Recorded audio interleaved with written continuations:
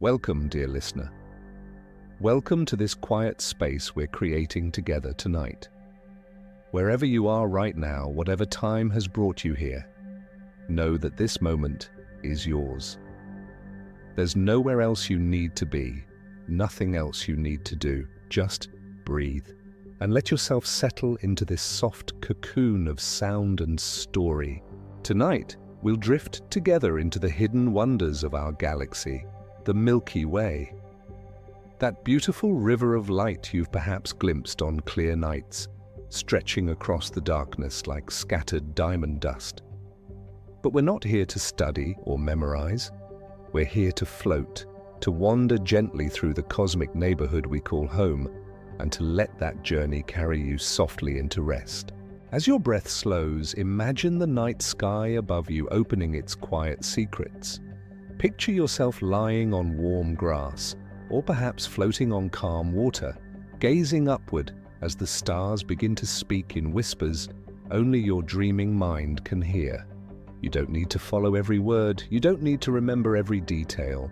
Simply let the story carry you like a leaf on a slow-moving stream into the peaceful darkness where sleep awaits.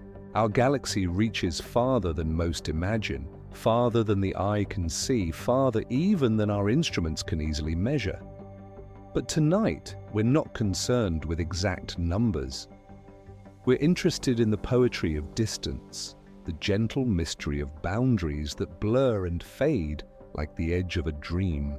So, settle in now, adjust your pillow, let your shoulders drop, release the tension in your jaw. And if you'd like to support this journey, please like and subscribe to my YouTube channel. Comment below which country you're listening from and at what time. It's always beautiful to know we're all under the same vast sky, drifting together through the same cosmic ocean. Now let's begin our gentle drift outward, beyond the Earth, beyond the familiar, into the soft embrace of the Milky Way's hidden reaches. Imagine yourself rising now, slowly, gently, like a feather caught on the softest breeze. You're lifting above your room, above your home, above the landscape you know. But this isn't a sudden ascent. This is gradual, comfortable, like the way you sink into sleep itself, barely noticing the transition from waking to dreaming. Below you, the lights of your city or town grow smaller, twinkling like their own constellation. The streets become glowing threads.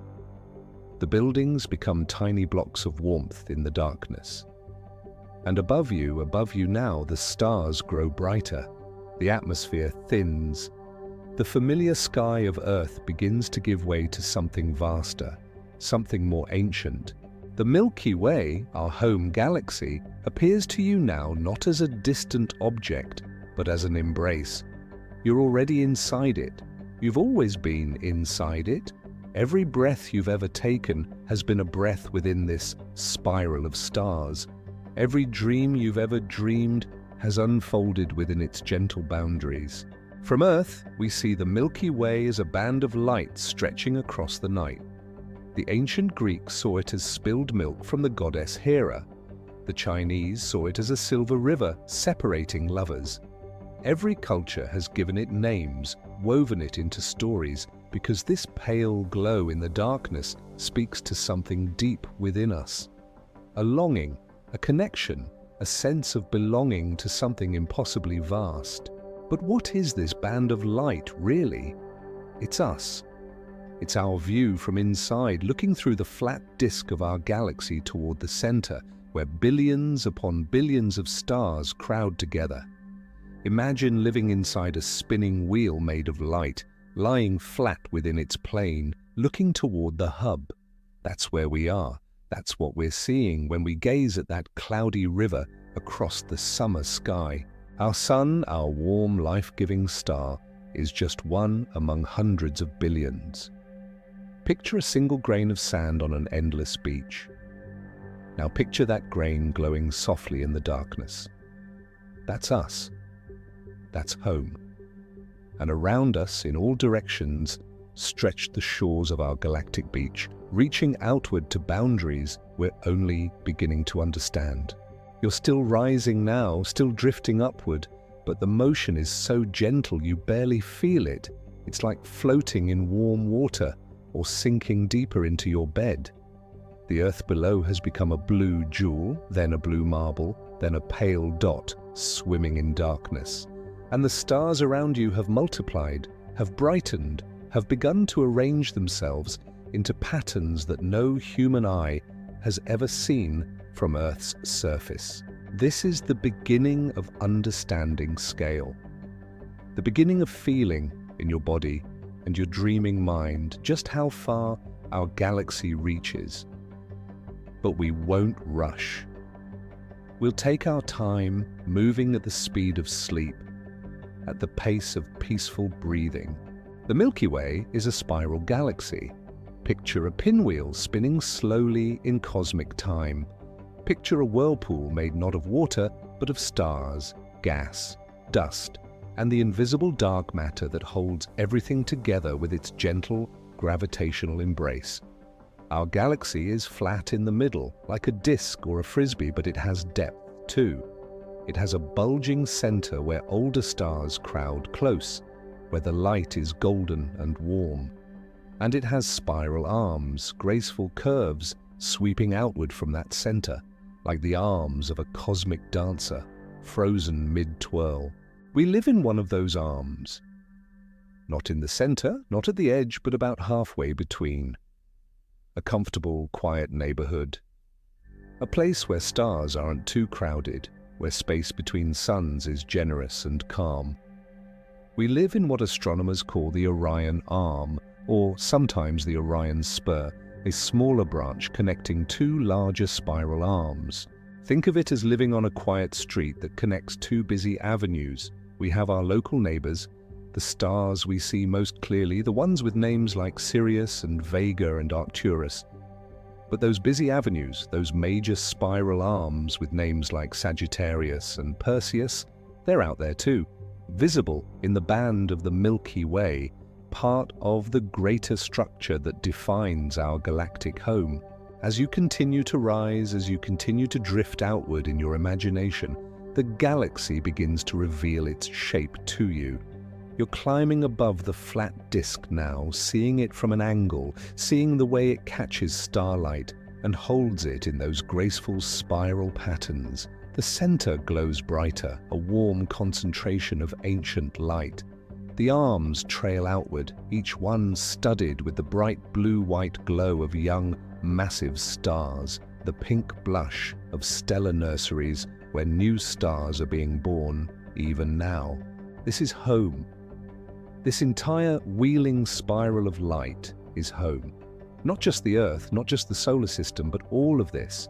And the question we're exploring tonight, the gentle mystery we're unraveling as we drift towards sleep, is where does home end? How far does this galaxy actually reach?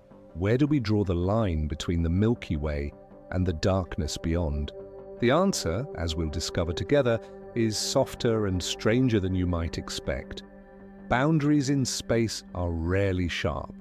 They're more like the boundaries between waking and sleeping, between dreaming and deep rest. They blur, they fade.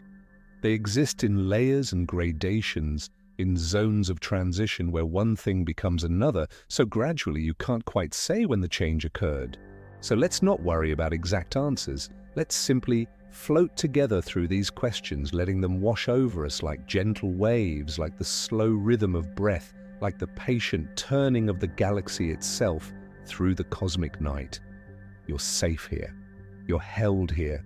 And as we move deeper into this exploration, you can let go more and more, trusting that the story will continue, that the galaxy will continue to unfold its secrets, whether you're awake to hear them or drifting in the peaceful darkness of sleep. Let's begin where ancient astronomers began, with what we can see. With the naked eye, with patient observation, with the simple act of looking up into the night and wondering. On a truly dark night, far from city lights, you can see about 3,000 stars. 3,000 points of light, each one a sun like ours, most of them closer neighbors in our galactic neighborhood. These are the stars that have names, that form the constellations, that have guided travelers and inspired poets for thousands of years. But those 3,000 visible stars are just the beginning. They represent only the nearest, brightest members of our galactic family. Most of them lie within a few hundred light-years of Earth. A light-year, remember, is the distance light travels in 1 year, which is about 6 trillion miles. So even our nearest stellar neighbors are separated by distances that would take spacecraft thousands or tens of thousands of years to cross. Picture this in a way that feels gentle, that connects to something you already know. Imagine you're standing in a vast forest at twilight. You can see the trees closest to you clearly. Their trunks, their branches, the texture of their bark. A little farther away, the trees are visible but less distinct. You see their shapes, their general forms, but not the fine details. And farther still, the trees merge into a soft darkness, a suggestion of forest continuing beyond what your eyes can distinguish. That's what we're seeing when we look at the stars, the nearest trees in the galactic forest, the ones close enough for their light to reach us brightly, to stand out as individual points against the darkness. But the Milky Way itself, that band of cloudy light, represents all the trees we can't distinguish individually. The stars farther away, the ones that blend together into a soft glow. When you're looking at that pale band across the sky, you're looking through the flat disk of the galaxy, seeing the combined light of billions of stars, each too faint to see on its own, but together creating that luminous river. Early astronomers understood that the Milky Way was made of stars. Galileo, when he first turned his telescope to that cloudy band, saw it resolve into countless points of light. He saw that the soft glow was actually a multitude, a crowd, a gathering of distant suns, but he couldn't know how many or how far, or how the galaxy was truly shaped. That understanding came gradually over centuries. Each generation of astronomers added a piece to the puzzle, extended the map a little farther, pushed the boundaries of the known galaxy outward into the dark. In the 1700s, astronomers like William Herschel tried to map the galaxy by counting stars. They assumed that if they counted stars in different directions, they could deduce the galaxy's shape. If they saw more stars in one direction, that direction must extend farther. It was a beautiful idea, simple and logical, though as we'll see, the galaxy had more mysteries hidden in its depths than simple star counting could reveal. By the early 1900s, astronomers had a rough sense that the Milky Way was disc-shaped, with the sun somewhere inside that disk. But they didn't know where. They didn't know if we were near the center or near the edge. They didn't know how big the disk truly was. Then came a breakthrough, gentle and illuminating like dawn light creeping across a landscape. Harlow Shapley, studying globular clusters, those dense, ancient balls of stars that orbit our galaxy, realized that these clusters weren't evenly distributed around us. They were concentrated in one direction, in the constellation Sagittarius, and they were far away, tens of thousands of light-years distant. Shapley reasoned that these globular clusters must be orbiting the galaxy's center, and if they were concentrated in one direction, that must be where the center lay, which meant we weren't at the center at all. We were off to the side, out in the suburbs, about halfway from the center to the edge. It was a humbling realization, an echo of Copernicus's earlier revelation that Earth wasn't the center of the solar system. Now we learned that the sun wasn't the center of the galaxy either. We're out here in a quiet arm, orbiting the galactic center at a safe distance, making one complete circuit every 225 million years or so.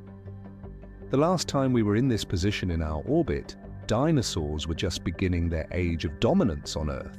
Picture that orbital motion now, but don't picture it as fast or violent.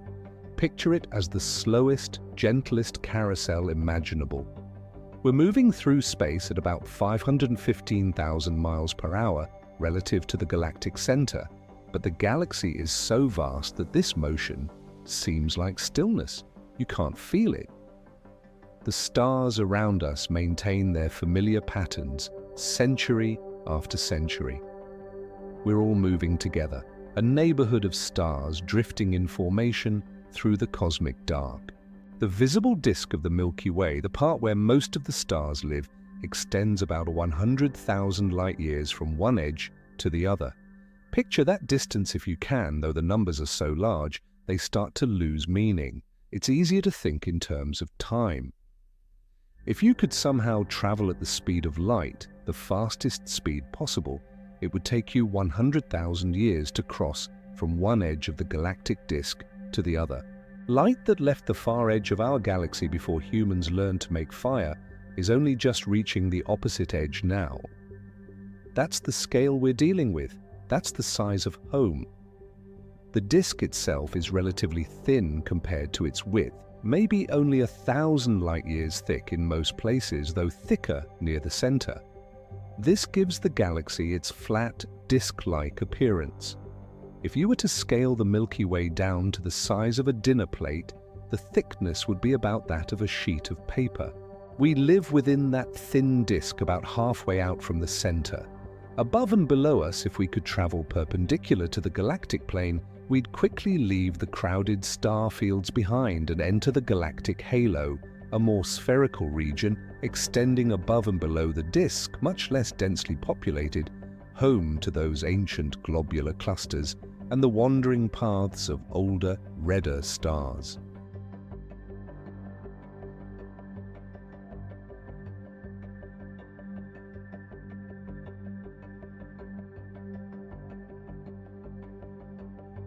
But we're getting ahead of ourselves. Let's stay for now in the comfortable, visible parts of the galaxy.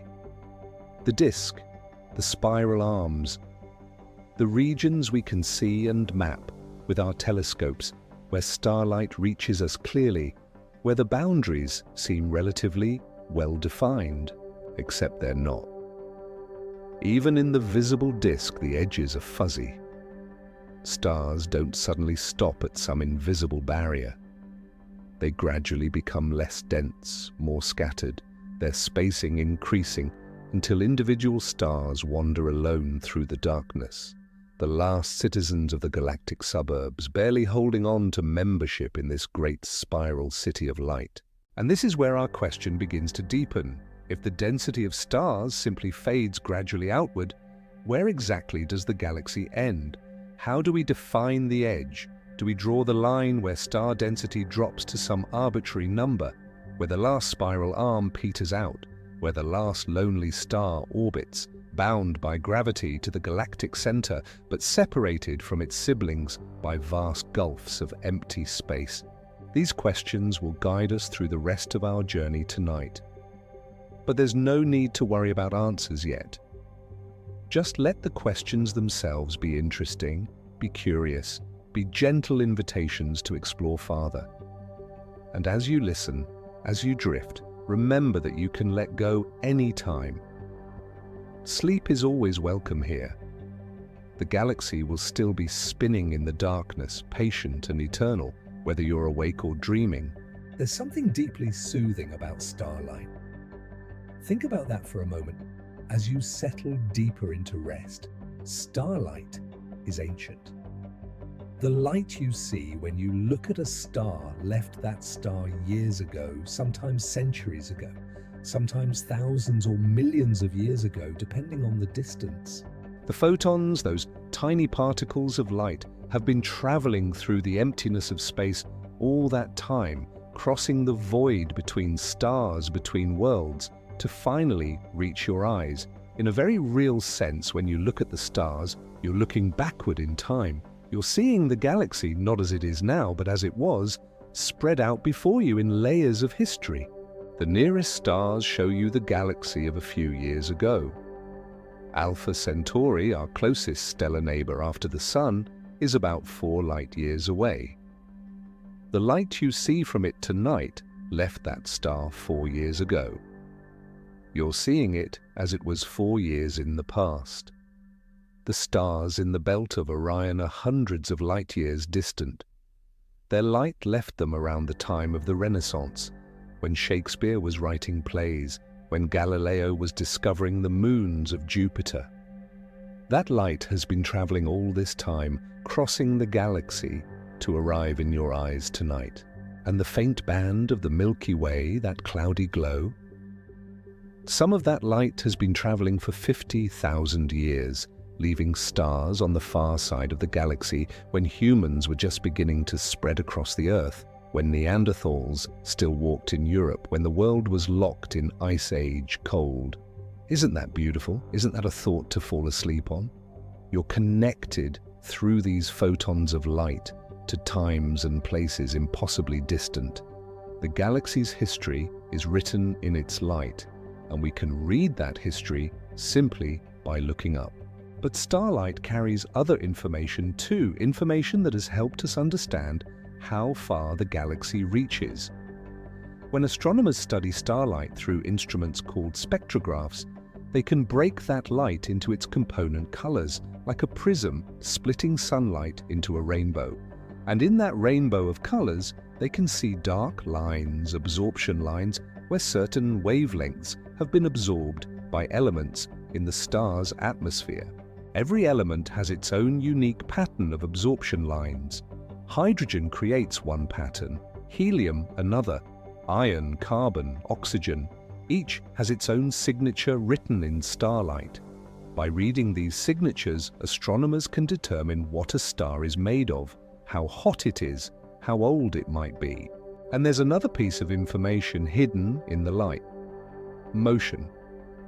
If a star is moving toward us, its light gets compressed slightly, shifted toward the blue end of the spectrum. If it's moving away, its light gets stretched, shifted toward the red. This is called the Doppler shift, the same effect that changes the pitch of a siren as an ambulance drives past. By measuring these shifts, astronomers can determine how fast stars are moving and in what direction. And by studying the motions of many stars throughout the galaxy, they can map out how the galaxy rotates, how its spiral arms move, how its matter is distributed. This is how we've learned that the galaxy doesn't rotate like a solid disk. It rotates differentially, meaning the inner parts spin faster than the outer parts, like water circling a drain. The Sun takes about 225 million years to complete one orbit around the galactic center. Stars closer to the center take less time. Stars farther out take more. This differential rotation is actually what creates and maintains the spiral arms. As the galaxy rotates, regions of slightly higher density sweep through the disk, like waves through water. Stars and gas clouds move in and out of these density waves as they orbit. When they enter a spiral arm, the density increases slightly, triggering the collapse of gas clouds and the birth of new stars. Those massive, bright young stars light up the spiral arms, making them visible, giving the galaxy its beautiful pinwheel structure. But here's something wonderful, something that might carry you gently towards sleep. Those spiral arms aren't made of the same stars over time. Stars drift in and out of the arms as they orbit. The arms are more like traffic jams on a highway than solid structures. The cars entering the jam aren't the same ones leaving it, but the jam itself persists, moving slowly around the galactic disk. So the spiral arms are patterns, not objects. They're density waves, ephemeral and shifting, yet persistent over millions of years. Isn't that dreamlike? Isn't that the kind of thing that blurs the line between solid and fluid, between real and illusory? This is the nature of the galaxy. It's not a fixed thing, it's a process, it's a dance. Every star, every atom of gas, every mote of dust is moving, orbiting, swirling in the gravitational embrace of billions of other stars. The whole structure is dynamic, alive in its own slow cosmic way. And as we trace the spiral arms outward, as we follow them toward the edges of the visible disk, we find that they don't end abruptly. They fade, they thin, they become less distinct, like ripples spreading across a pond, growing fainter and fainter until they're barely distinguishable from the still water. The outermost visible parts of the spiral disk contain older stars, stars that formed long ago and have had time to drift outward through the galaxy's complicated gravitational field. These stars are often redder, cooler, less luminous than their younger siblings closer to the galactic center. They're the quieter members of our galactic family, the ones who've wandered to the edges, who keep to themselves, who shine softly in the darkness. Among them drift vast clouds of hydrogen gas, too diffuse to collapse and form new stars, but still bound by gravity to the galaxy, still participating in its slow rotation. These gas clouds extend even farther than the visible stars, creating an extended disk that reaches outward like an invisible hand, holding on to matter, refusing to let it drift away entirely into intergalactic space. Astronomers have mapped this extended gas disk by detecting the faint radio emissions from hydrogen atoms. Radio waves can penetrate the dust that blocks visible light, allowing us to see into regions of the galaxy that would otherwise be hidden. And what they've found is that the Milky Way's influence extends farther than the visible disk suggests, farther than the last spiral arm, out into regions where the darkness between stars is so vast it seems almost absolute. But even there, even in those distant, lonely reaches, there are still wisps of gas, still occasional rogue stars, still the subtle tug of the galaxy's gravity, holding everything in a loose embrace. This is where the boundaries begin to blur. This is where the question of how far the galaxy reaches becomes less about measurement and more about definition. What counts as part of the galaxy? Is it only the dense disk where most stars live? Or does it include the halo above and below? The extended gas disk? The invisible dark matter that surrounds everything, providing most of the galaxy's mass, but giving off no light. We'll explore these questions more deeply as we continue, but for now, just rest with the image of the spiral disk fading outward into darkness, its edges soft and indistinct, like the edges of a dream, like the boundary between waking and sleep that you yourself might be approaching even now. There's a comfort in this uncertainty. In not knowing exactly where something ends, it means the galaxy is not a cage. It's not a box with hard walls. It's an embrace, a gravitational hug that gets gentler the farther out you go, but never quite lets go completely. You are held in this embrace right now. Every atom of your body was forged in stars, scattered through space when those stars died, reformed into new stars and planets, and eventually into you. You're made of the galaxy. You're not just in it, you're of it. And as you drift towards sleep, you can imagine yourself expanding outward with the galaxy, your consciousness spreading like starlight, reaching farther and farther, growing fainter, but never quite fading completely, touching the edges of dreams and darkness with the softest possible presence. Above and below the flat disk of the Milky Way, in regions less crowded with stars, less illuminated by the bright lights of spiral arms, there exists another realm of our galaxy. A spherical halo, a three-dimensional envelope surrounding the disk, home to some of the oldest stars in existence and guardian to mysteries we're only beginning to understand. Imagine, if you will, a snow globe. The flat disk of the galaxy is like a thin layer of glitter settled at the bottom. But the water in the globe, the space all around that glitter, corresponds to the galactic halo. It's vast, it's mostly empty, but it's not without its own inhabitants, its own stories. The halo extends outward from the galactic center in all directions, forming a rough sphere. Its boundaries are even less distinct than those of the disk.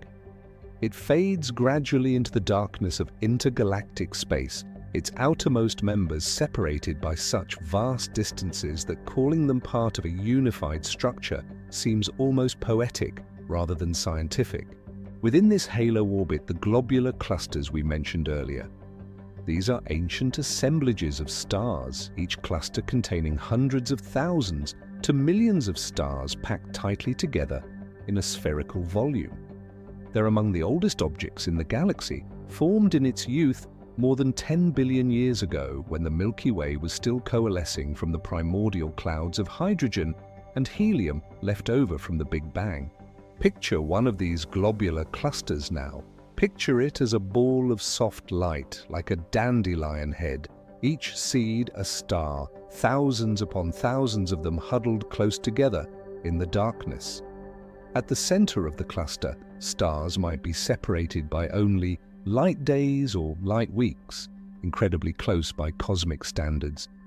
If you lived on a planet in such a cluster, your night sky would be spectacular, filled with brilliant stars, bright enough to cast shadows, bright enough to read by. But you're not observing from within, you're floating in your mind's eye, far above the galactic disk, watching these clusters orbit like ancient moths around a candle flame. There are about 150 known globular clusters associated with the Milky Way, and they orbit at various distances, some relatively close to the disk, others wandering out to distances of several 100,000 light-years from the galactic center. Several 100,000 light-years. Let that distance wash over you gently. The visible disk of the galaxy is about 100,000 light-years across, remember, but these globular clusters orbit 2, 3, 4 times farther out than the edge of that disk.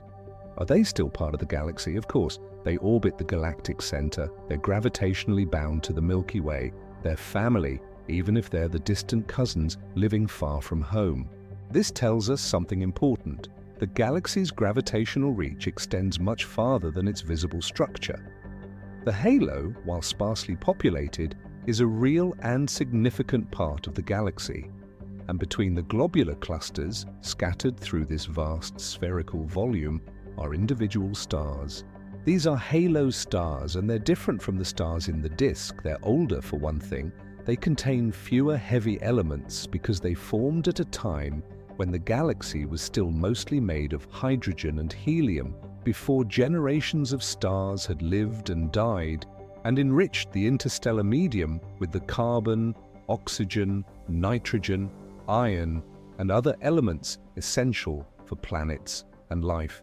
Halo stars also move differently. While disk stars orbit in roughly circular paths, all moving in the same direction, like cars on a highway, halo stars have more eccentric orbits. They plunge through the disk, soar out into the halo, and fall back again. Their paths more chaotic, more individual. They're like comets compared to the stately planets of our solar system. Some of these halo stars might have formed with the galaxy itself in the very beginning. Others were captured later, stolen from smaller galaxies that the Milky Way has consumed over its long history. Yes, consumed. The Milky Way is a cannibal, though a gentle one. It grows by merging with smaller neighbors, by gravitationally shredding dwarf galaxies and absorbing their stars and gas. In fact, right now, the Milky Way is in the process of consuming several dwarf galaxies. The Sagittarius dwarf elliptical galaxy is being stretched and torn apart, its stars strewn in long streams that loop around our galaxy like garland. The Canis Major dwarf galaxy is another victim, its remnants feeding the outer disk. These are slow-motion collisions playing out over hundreds of millions of years. Not violent in the explosive sense, no. Galaxies are mostly empty space, remember? Even when they merge, the stars rarely collide with each other. They simply pass through, their collective gravity mixing the two galaxies together like two clouds of smoke gradually blending. But these mergers add stars to our halo, add complexity to the galaxy's structure, and push the boundaries of what we consider the Milky Way farther out into space. Some of the stars in our halo were born in other galaxies entirely, immigrants to our cosmic neighborhood, now permanent residents, orbiting our galactic center along with all the native-born stars. The halo is also home to something mysterious, something we cannot see but know must be there through its gravitational effects. Dark matter. This invisible substance makes up about 90% of the galaxy's total mass. It doesn't emit light, doesn't absorb light, doesn't interact with normal matter, except through gravity. We don't know what it's made of. We can't observe it directly. We only know it exists because without it, the galaxy wouldn't hold together. The visible stars and gas in the galaxy don't have enough mass to create the gravitational pull we observe. Stars far from the galactic center orbit faster than they should if only visible matter were present. They should fly off into intergalactic space, should escape the galaxy's gravity entirely. But they don't. Something is holding them in orbit. Something massive. Something invisible. That something is dark matter, and it forms an enormous halo around the galaxy, extending perhaps 500,000 light-years from the galactic center, maybe more. This is far beyond any visible stars, beyond the globular clusters, out into the darkness where you might think the galaxy has ended, but where its gravitational influence still dominates. Picture this dark matter halo as a vast, invisible cloud surrounding the bright spiral disk. Picture it as the true boundary of the galaxy, at least from a gravitational standpoint. And picture yourself floating within it, held by its gentle, unseen embrace, supported by matter that exists but cannot be touched or seen, known only through faith in mathematics and the patient observations of astronomers. This is mystery in its purest form.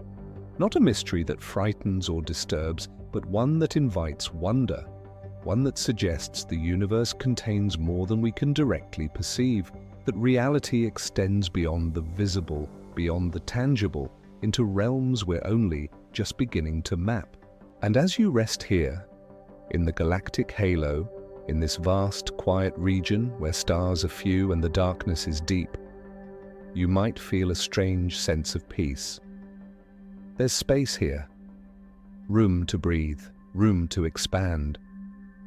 The crowded, busy disk with its bright spiral arms and stellar nurseries is far below, a glowing plain of light, and all around you is darkness, punctuated occasionally by the soft glow of an ancient halo star or the distant shimmer of a globular cluster.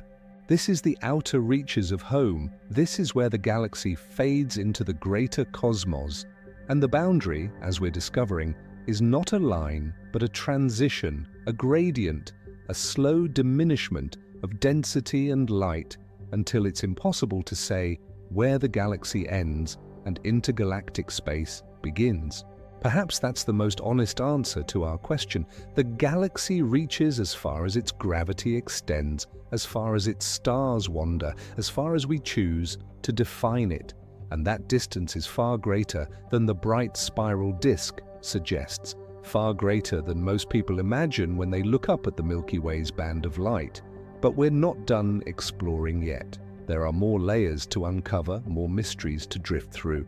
And as we continue, you can let yourself relax more deeply. Let the numbers and distances wash over you like gentle waves, like the slow breathing of the cosmos itself.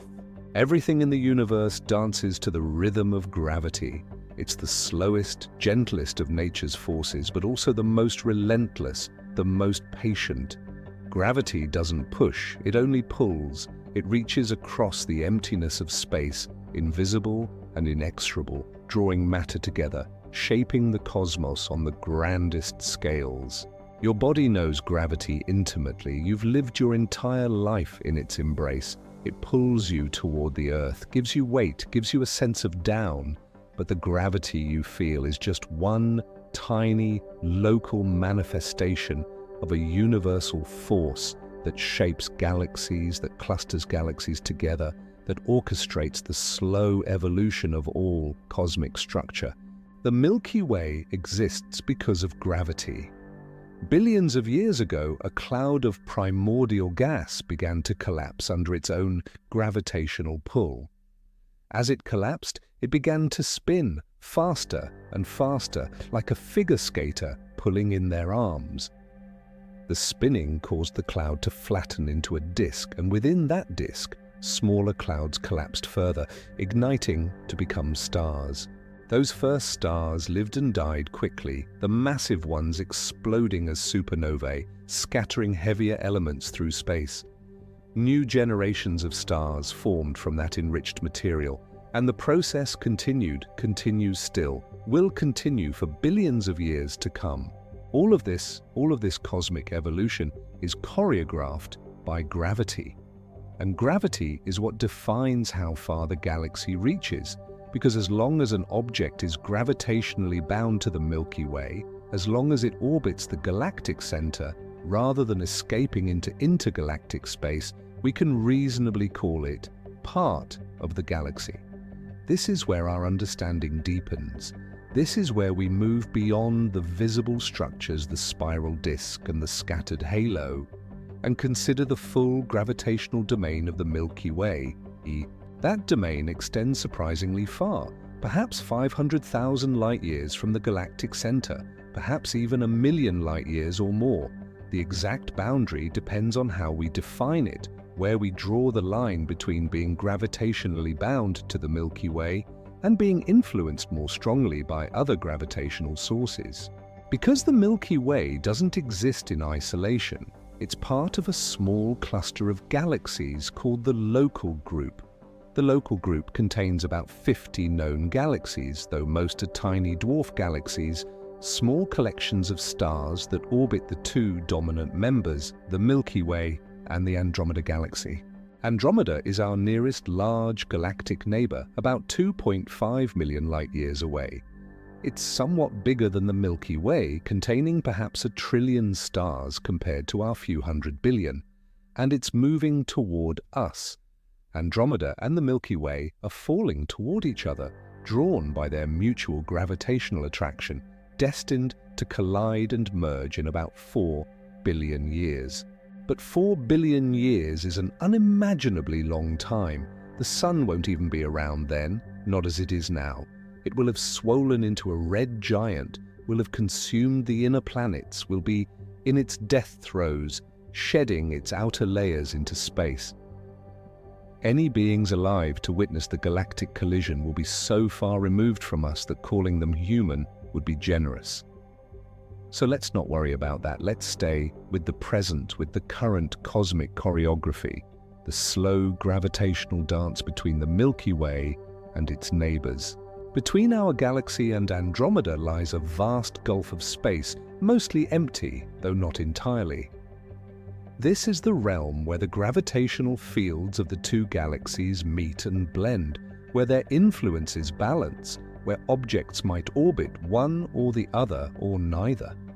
Some of the dwarf galaxies in the Local Group are clearly bound to the Milky Way, orbiting us like satellites. The large and small Magellanic Clouds visible from the southern hemisphere as two fuzzy patches of light are among the most prominent. These are dwarf irregular galaxies, smaller and less organized than grand spirals like ours, but still substantial, containing billions of stars. The Magellanic Clouds orbit the Milky Way at distances of about 160,000 and 200,000 light-years respectively. They're clearly part of our gravitational family, clearly satellites of the Milky Way. And they trail behind them as they orbit streams of gas and possibly stars, the Magellanic Stream, stretched out by tidal forces, by the gentle pull of our galaxy's gravity working across those vast distances. This is how gravity works at cosmic scales. It's not a sudden force, not a sharp pull. It's a gradient, a slope. Objects on the near side of a satellite galaxy feel slightly more pull than objects on the far side.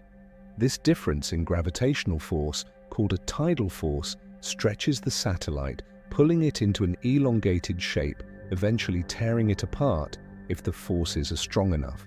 This is the same force that causes ocean tides on Earth.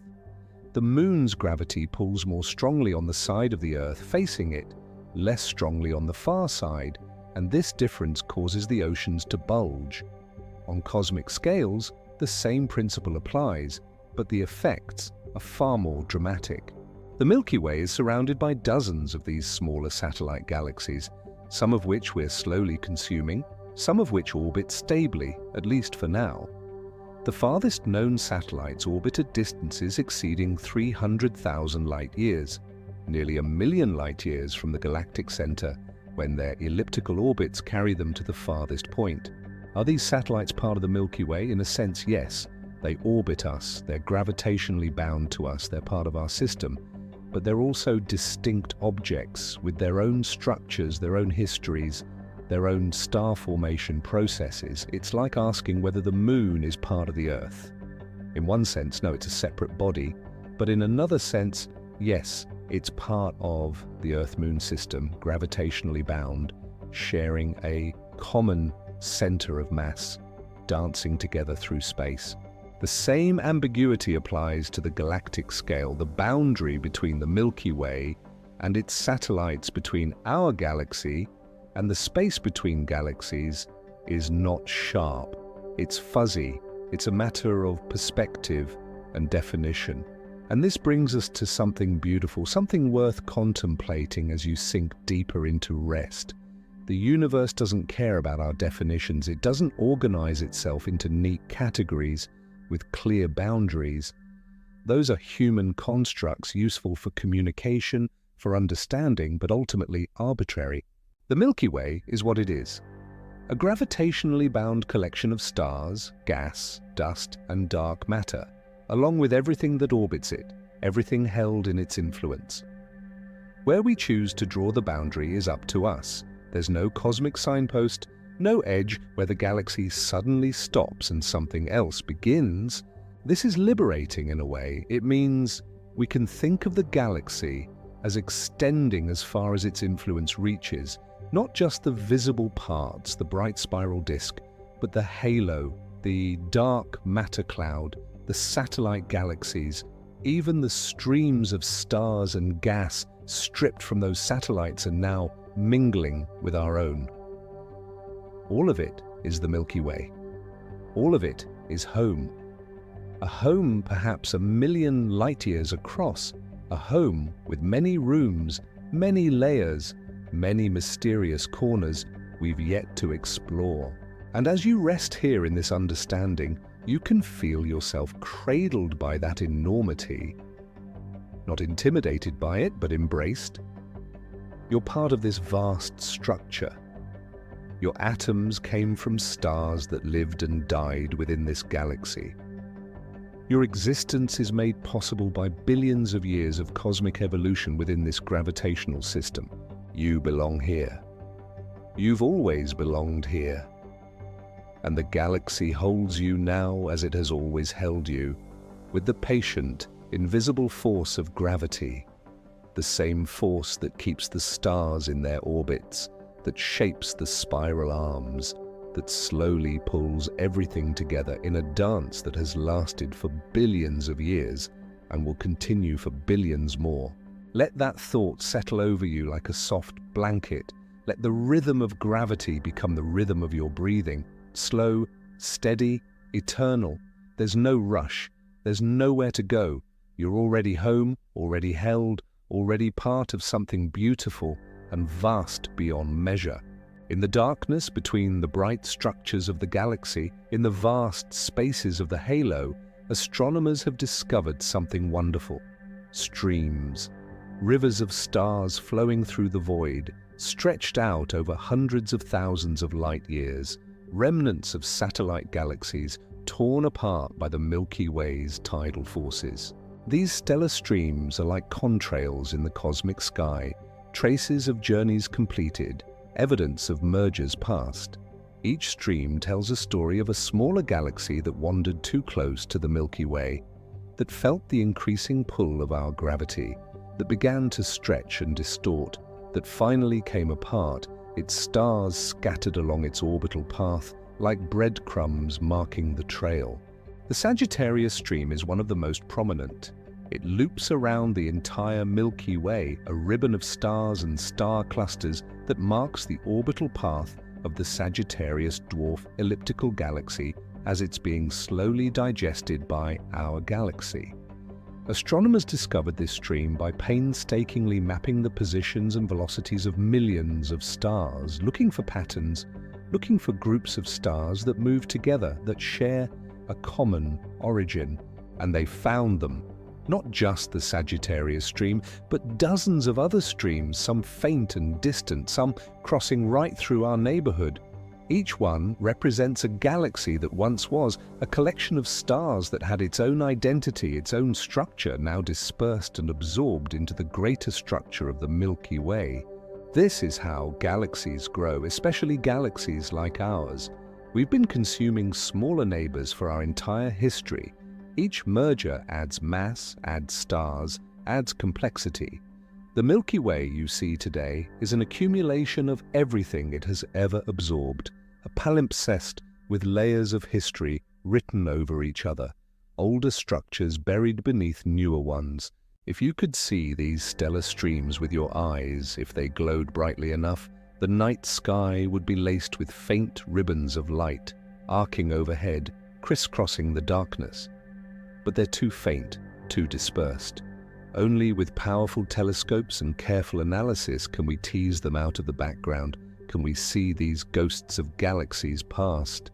And some of these streams extend to incredible distances. The farthest known structures associated with the Milky Way, these long tidal tails and stellar streams, reach out beyond 500,000 light-years from the galactic center.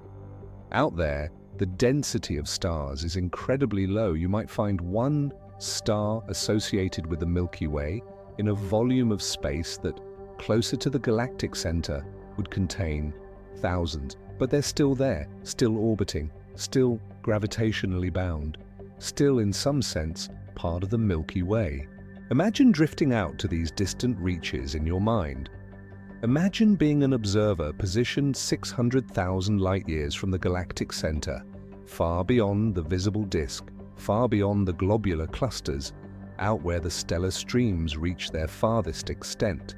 From that vantage point, the Milky Way would appear quite different. You wouldn't be embedded in the band of light, wouldn't see it as a cloudy river across the sky. Instead, you'd see the galaxy as an external object, a spiral of light in the darkness, beautiful and distant. The bright disk would be clearly visible, a flat plane studded with the blue-white glow of spiral arms. The central bulge would shine with a warmer, golden light. And around it, around the bright visible structure, you'd see the halo if you had eyes sensitive enough. The faint shimmer of halo stars, the concentrated glow of globular clusters, and if you had instruments to detect it, the vast, invisible cloud of dark matter enveloping everything. From this distance, you could appreciate the Milky Way's full structure in a way we can't from inside it. You'd see it as the magnificent spiral it truly is, comparable to other grand spirals scattered through the universe, each one an island of light in the cosmic ocean. But you wouldn't feel alone there, even at that immense distance, because you'd still be within the galaxy's gravitational embrace. You'd still be orbiting, albeit slowly, in a great loop that might take 1 billion years or more to complete. You'd still be home, just on a very long journey away from the bright center. And this, perhaps, is the most satisfying answer to our question. The Milky Way reaches as far as its gravity can hold matter in orbit. That distance is enormous, far greater than the bright spiral disk, extending out to perhaps 1 million light-years from the galactic center when we include the most distant satellites and streams. But even that isn't a hard boundary, because at those distances the Milky Way's gravity is weak. Other forces begin to compete. The gravity of other galaxies in the local group, particularly Andromeda, begins to matter. The expansion of space itself, the subtle push that drives galaxies apart on the larger scales, begins to have an effect. So the true boundary of the Milky Way is a contested region, a transitional zone where our galaxy's influence fades and other influences take over. It's not a line, it's a gradient. It's the cosmic equivalent of a coastline where the land meets the sea, where waves lap at the shore, where the boundary shifts with the tides. And that's perfectly appropriate, isn't it? The universe isn't made of neat, separate objects with clear boundaries. It's a continuum, a seamless fabric of space and matter and energy, all interconnected, all influencing each other through the patient work of gravity and the other fundamental forces. We draw boundaries for our convenience, for our understanding. We say this is the Milky Way and that is intergalactic space because it helps us organize our knowledge, helps us tell stories about the cosmos.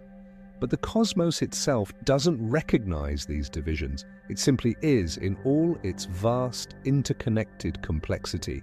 As you rest here, as you drift through these thoughts, you don't need to stay awake for what comes next. The story will still be here, unfolding in the darkness like a slow spiral arm, patient and eternal. You can let go now if you want to. You can sink into sleep, into dreams, into the soft darkness that holds you as gently as gravity holds the stars. The galaxy will keep spinning, the streams will keep flowing, the dance will continue whether you're watching or sleeping or drifting somewhere in between. And when you wake, if you wake, you'll still be here, still held in the cosmic embrace, still part of this beautiful, impossibly vast structure we call the Milky Way. Time moves differently on cosmic scales. A human lifetime is less than a blink in the life of a galaxy. Everything that has ever happened in recorded human history, from the first civilizations to the present day, has occurred in just a tiny fraction of one galactic rotation. The last time the Sun was in its current position in its orbit around the galaxy, dinosaurs roamed the Earth. The time before that, life was still confined to the oceans, simple and small. And the time before that, the Earth itself was still forming, still a molten ball of rock, cooling in the darkness. This is the time scale on which galaxies operate. Slow, patient, eternal from our perspective, though not truly eternal. Galaxies are born, evolve, merge, die. But that evolution takes billions of years, and we can only see it by looking at many different galaxies at different stages of their lives, piecing together the story like frames from an impossibly slow movie. The Milky Way is middle-aged. It formed about 13 billion years ago, not long after the Big Bang itself. It has lived through most of the universe's history, has watched as the cosmos expanded and cooled, as the first stars died and enriched the interstellar medium with heavy elements, as planets formed, and life emerged on at least one of those planets, perhaps on others we haven't discovered yet. And it will continue to exist for billions of years more, though not in its current form. The collision with Andromeda will reshape it, will merge the two galaxies into a larger elliptical galaxy, a galaxy without the elegant spiral structure, without the flat disk, just an enormous, roughly spherical collection of stars orbiting chaotically through a shared gravitational center. But that's so far in the future, it's almost like mythology. Let's stay in the present, in the slow turning of the galaxy as it is now. Picture the entire Milky Way rotating. The inner regions spin faster, the outer regions slower. The spiral arms trail behind, density waves sweeping through the disk like ripples on a pond. Stars and gas clouds drift in and out of these arms, sometimes compressed in the denser regions, sometimes spread out in the gaps between. Our Sun orbits at a velocity of about 515,000 miles per hour, which sounds incredibly fast but is actually quite moderate by cosmic standards. Despite this speed, it takes 225 million years to complete one circuit, one galactic year. The distance is just so enormous that even traveling at 500,000 miles per hour, it takes an almost incomprehensible time to circle the galaxy. In one galactic year, the Sun rises 225 million times. Seasons cycle 225 million times. The Earth rotates on its axis about 82 trillion times. And slowly, gradually, our little corner of space makes its way around the galactic center and returns to where it started. Except it doesn't quite return to where it started, Because the galaxy itself is moving. The entire local group of galaxies is falling toward a massive concentration of galaxies called the Virgo cluster. And the Virgo cluster itself is being pulled toward an even more massive structure called the Great Attractor. And beyond that, the entire cosmic web of galaxy clusters and superclusters is flowing in patterns we're only beginning to map. So the Sun's orbit around the galaxy is really more like a spiral in three-dimensional space, or perhaps a helix circling the galactic center, while the galactic center itself moves through the universe. It's motion within motion, wheels within wheels, a cosmic choreography of stunning complexity. But from moment to moment, from night to night, from year to year, even from lifetime to lifetime, we perceive none of this motion. The stars appear fixed in their patterns. The constellations our ancestors named are the same constellations we see today, the same patterns future generations will see for thousands of years to come. This is because of the immense scales involved. The distances between stars are so vast that even their rapid motions through space produce barely perceptible changes in position over human timescales. Only with precise instruments, careful measurements over decades or centuries, can we detect the slow drift of stars across the sky, the gradual evolution of constellations. There's something deeply calming about this. The universe operates on timescales so different from our own that from our perspective, it appears eternal and unchanging. The galaxy was here long before we arrived, will be here long after we're gone. Our individual lives, our concerns, our triumphs and sorrows unfold against a backdrop of cosmic stability. This isn't meant to diminish the importance of human life, of individual experience. Rather, it's meant to provide perspective, to offer a kind of peace. You're part of something vast and ancient and patient, something that existed before you were born and will continue after you die, something that holds you now with the same gentle gravity that holds the stars in their courses. As the galaxy turns, as it has turned for billions of years, you turn with it. You're moving through space at extraordinary speeds right now. The Earth spins on its axis. The Earth orbits the Sun. The Sun orbits the galactic center. The galaxy falls toward Andromeda. The local group falls toward the Virgo cluster. Motion within motion within motion. But you feel none of it. You feel only the gentle pull of Earth's gravity, the solid surface beneath you, the soft pillow supporting your head. You feel safe, you feel still, and in a profound way you are still, at least relative to your immediate surroundings, to the Earth and the Sun and the local stars. This is your frame of reference, this is your experience of the universe, and it's just as valid as any other perspective, any other frame of reference. The universe doesn't have a single, absolute reference point. There's no cosmic measuring stick against which all motion is judged. Everything moves relative to everything else, and all perspectives are equally valid. So rest here, in your own frame of reference. Rest in the stillness you perceive, even though you're actually hurtling through space at incredible velocities. Rest in the eternal seeming present, even though time is flowing, the galaxy is turning, stars are being born and dying all around you. This moment is all that exists for you. This breath, this heartbeat, this slow descent into sleep or the soft space between waking and dreaming. The galaxy will still be here when you wake. The stars will still be shining. The slow turning will continue, patient and inexorable, like the turning of seasons, like the cycles of life and death and rebirth that have played out on Earth for billions of years.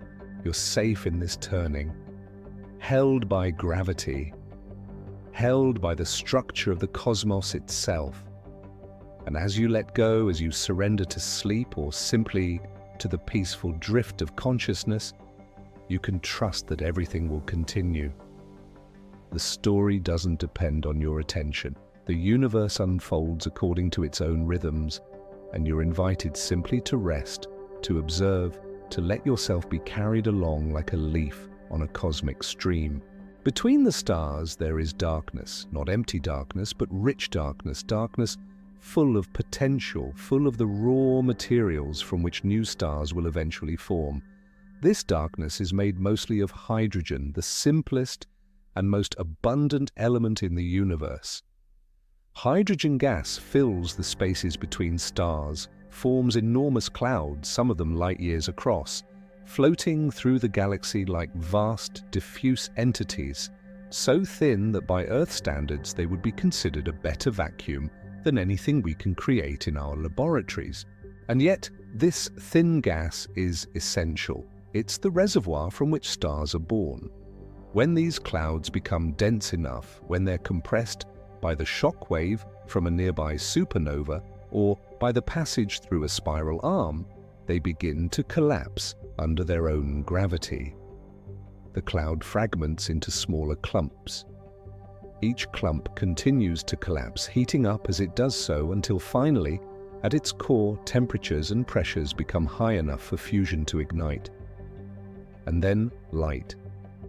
A new star is born, emerging from darkness, transforming the invisible gas into visible, radiant matter.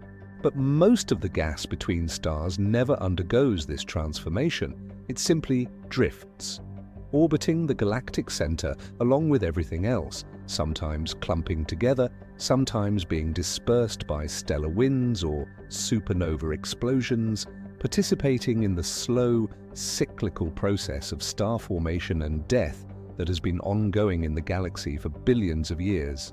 In the outer reaches of the galaxy, this gas becomes even more diffuse. The density drops, the clouds are thinner, more spread out. Star formation becomes less frequent, less robust. The outer disk is quieter, older, less dynamic than the bright, active spiral arms closer to the galactic center. And yet, even out there, even in those distant, quiet regions, the gas exists. It extends the galaxy's presence far beyond the visible stars, far beyond where we'd think the galaxy ends if we only looked at starlight. Radio telescopes observing the emissions from hydrogen atoms have mapped this extended gas disk. They've traced it outward, watching it thin and fade, following it to distances of 200,000 light-years or more from the galactic center. Out there, the gas is so thin it's almost indistinguishable from the general intergalactic medium, the even thinner gas that fills the space between galaxies. But it's still there, still rotating with the galaxy, still part of the Milky Way's structure, even if it's invisible to our eyes, even if it will never form stars, never transform into anything but this thin, wandering mist in the cosmic void. There's something profound about this, something that speaks to the nature of existence itself.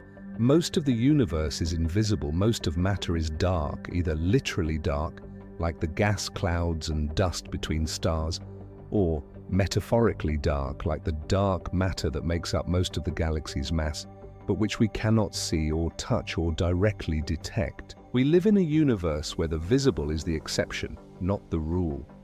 The stars and galaxies we see, as magnificent as they are, represent only a tiny fraction of what's actually out there.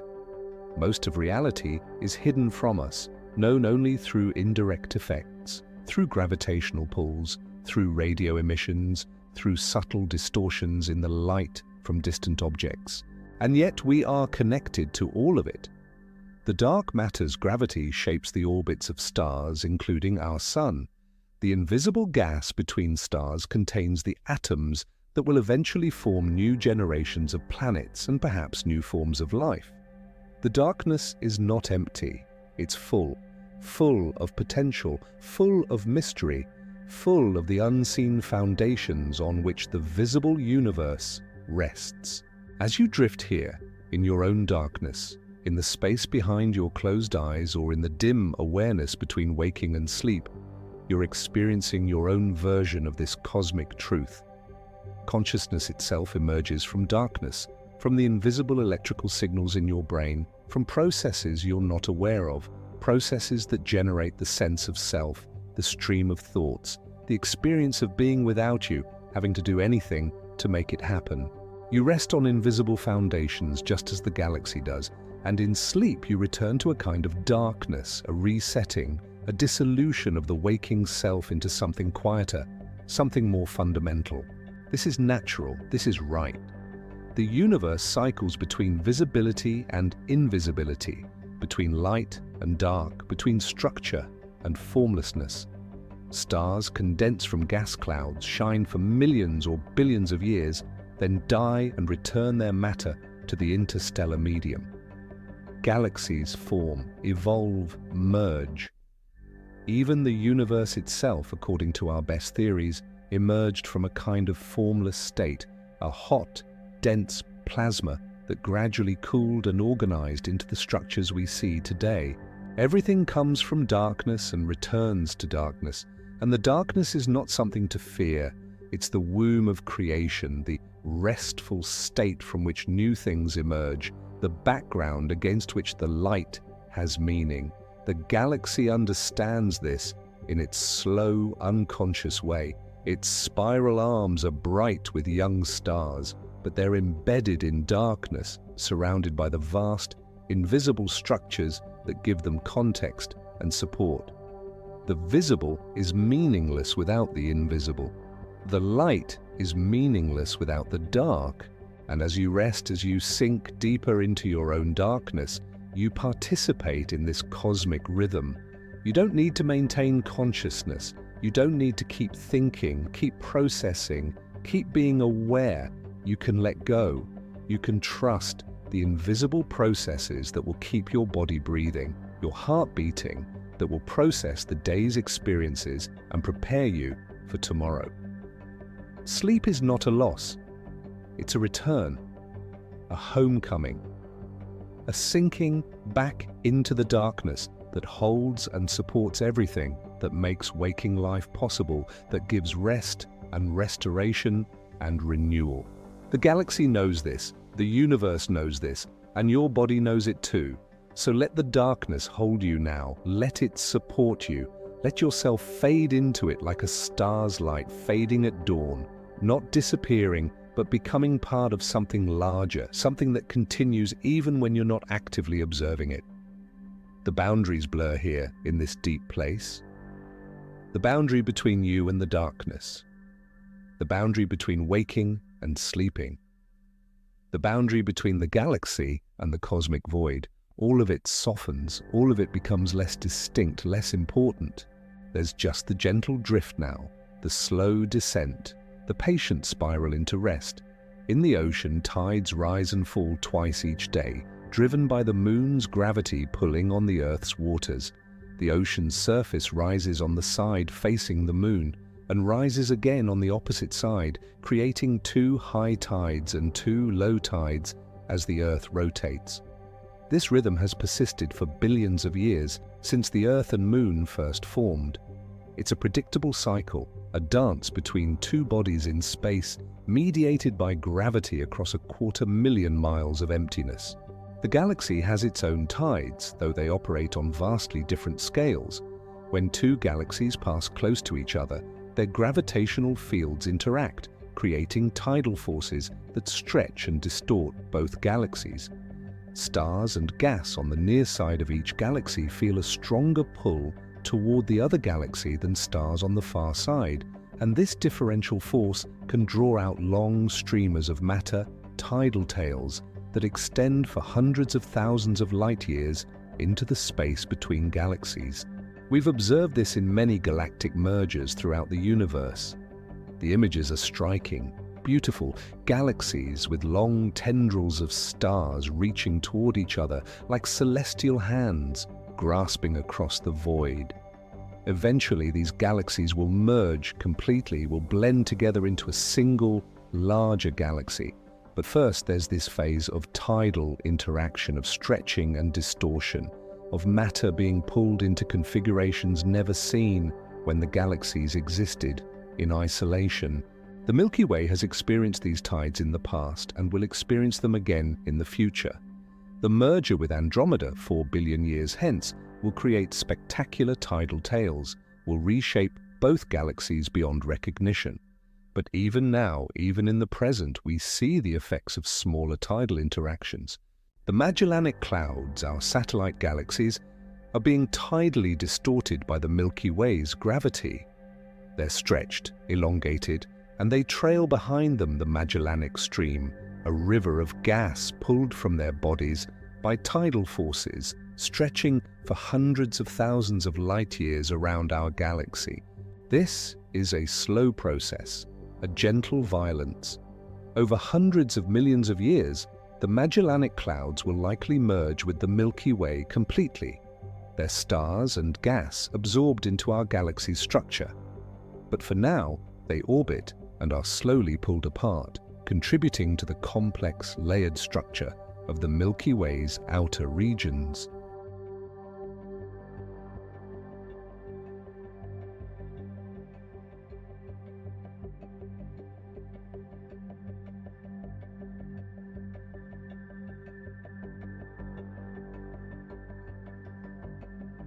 Tides in space, like tides in the ocean, are about rhythm and cycle. They're about the dance of gravity, the way massive objects influence each other across great distances. And like ocean tides, they have a kind of inevitability, a predictability. Given enough information about the masses and orbits involved, we can calculate how galaxies will interact, can predict when mergers will occur, can simulate the entire process on computers, and watch billions of years of galactic evolution unfold in minutes of computer time. There's comfort in this predictability, even though the timescales are so vast that the predictions mean little to us personally. The universe follows laws, operates according to principles we can understand, at least partially. It's not chaos, it's not randomness, at least not entirely.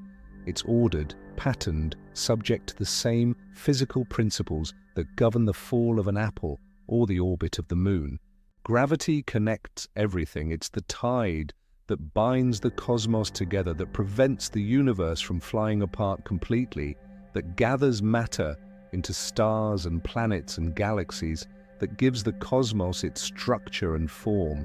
And in a very real sense, you're part of this tide. The gravity that holds you to the Earth is the same force, the same fundamental interaction that holds the galaxy together, that drives galactic mergers, that shapes the evolution of cosmic structure on the largest scales. There's no separation between the everyday gravity you experience and the cosmic gravity that shapes galaxies. It's all the same force, operating at different scales, creating effects that range from the gentle pressure that keeps your body in the chair to the spectacular collision of galaxies billions of light years away. As you breathe, your chest rises and falls, pulled by Earth's gravity, resisted by the muscles and elasticity of your lungs. This simple rhythm, this basic process of breathing, is your personal experience of gravity, your connection to the same force that holds the stars in their courses. And there's poetry in that.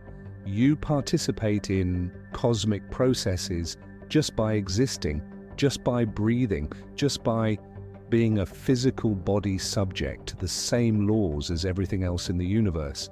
The tides of time wash over you as they wash over galaxies. You age, you change, you evolve through the stages of life.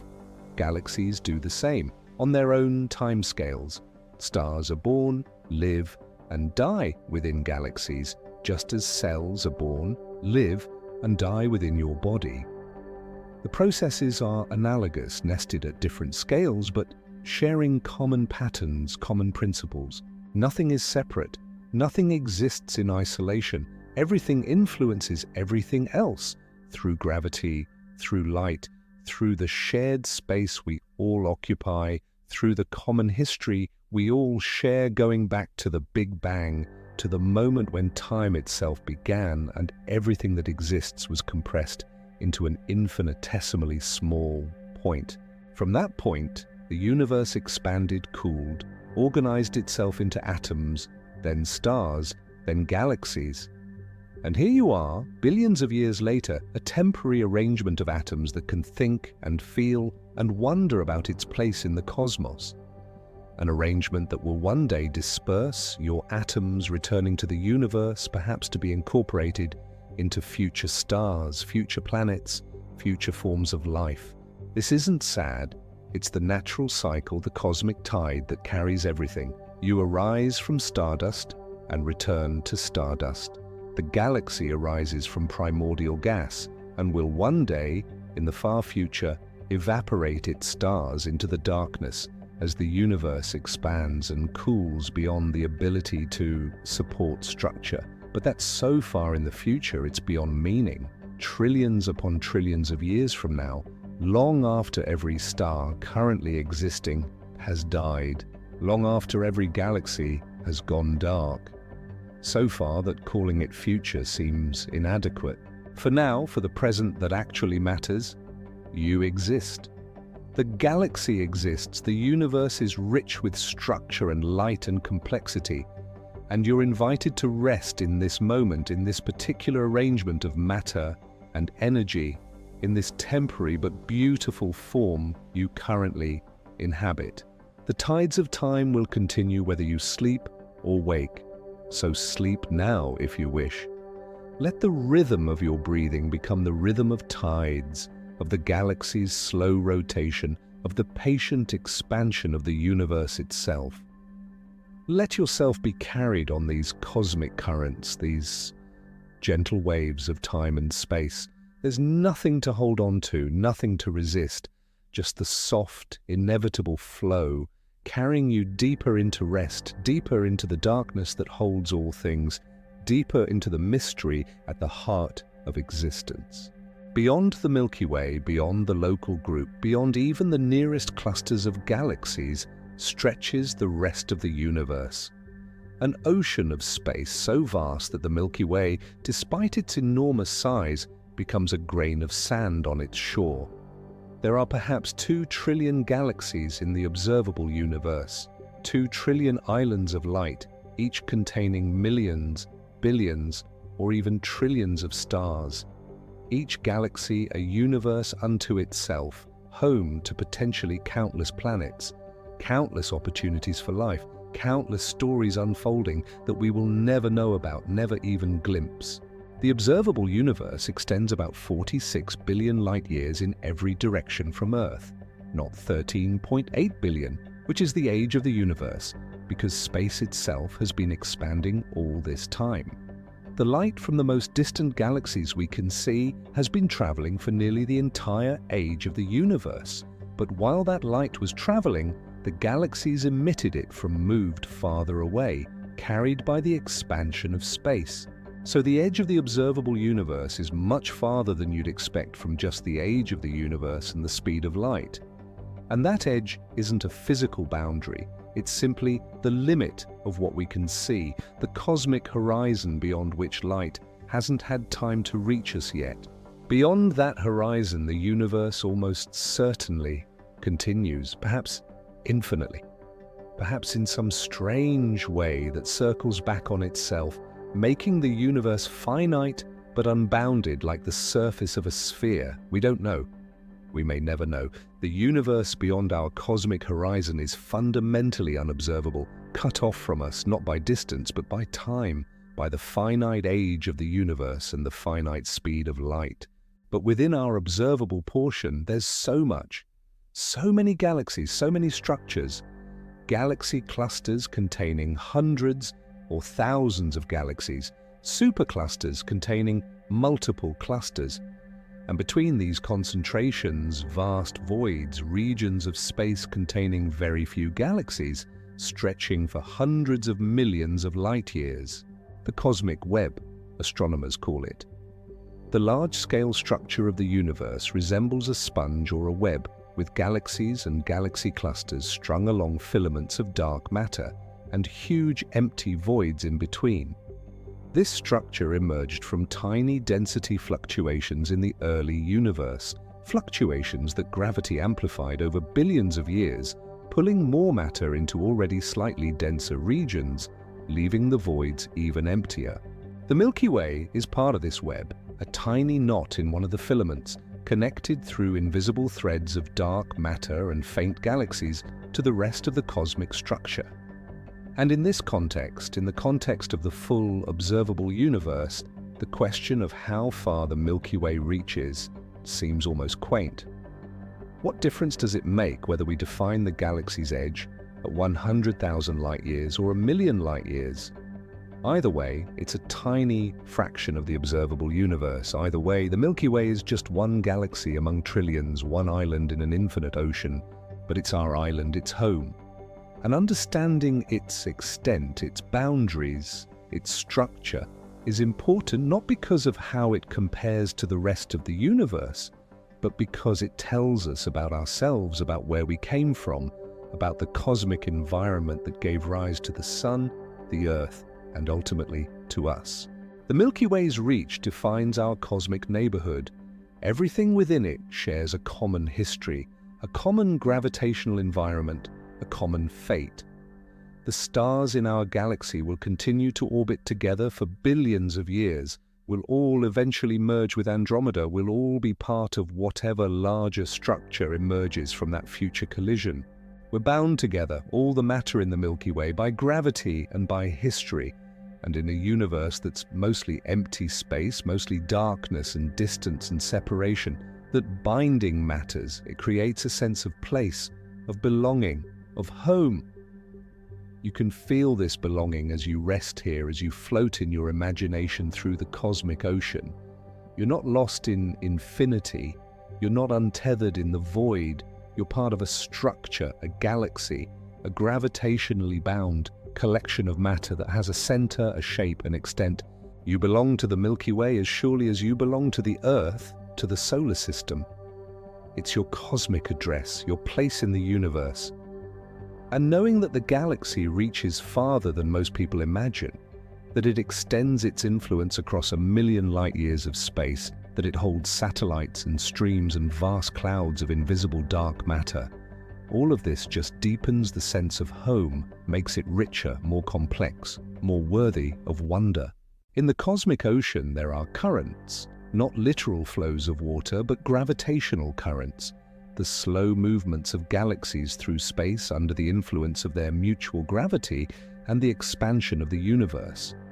Galaxies flow toward regions of higher density, toward galaxy clusters, toward the Great Attractor and other massive structures. The Milky Way participates in these flows. We're falling toward Andromeda. The local group is falling toward the Virgo cluster. All of this is happening so slowly on such vast scales that from our perspective it seems like stillness, but it's not. Everything is in motion.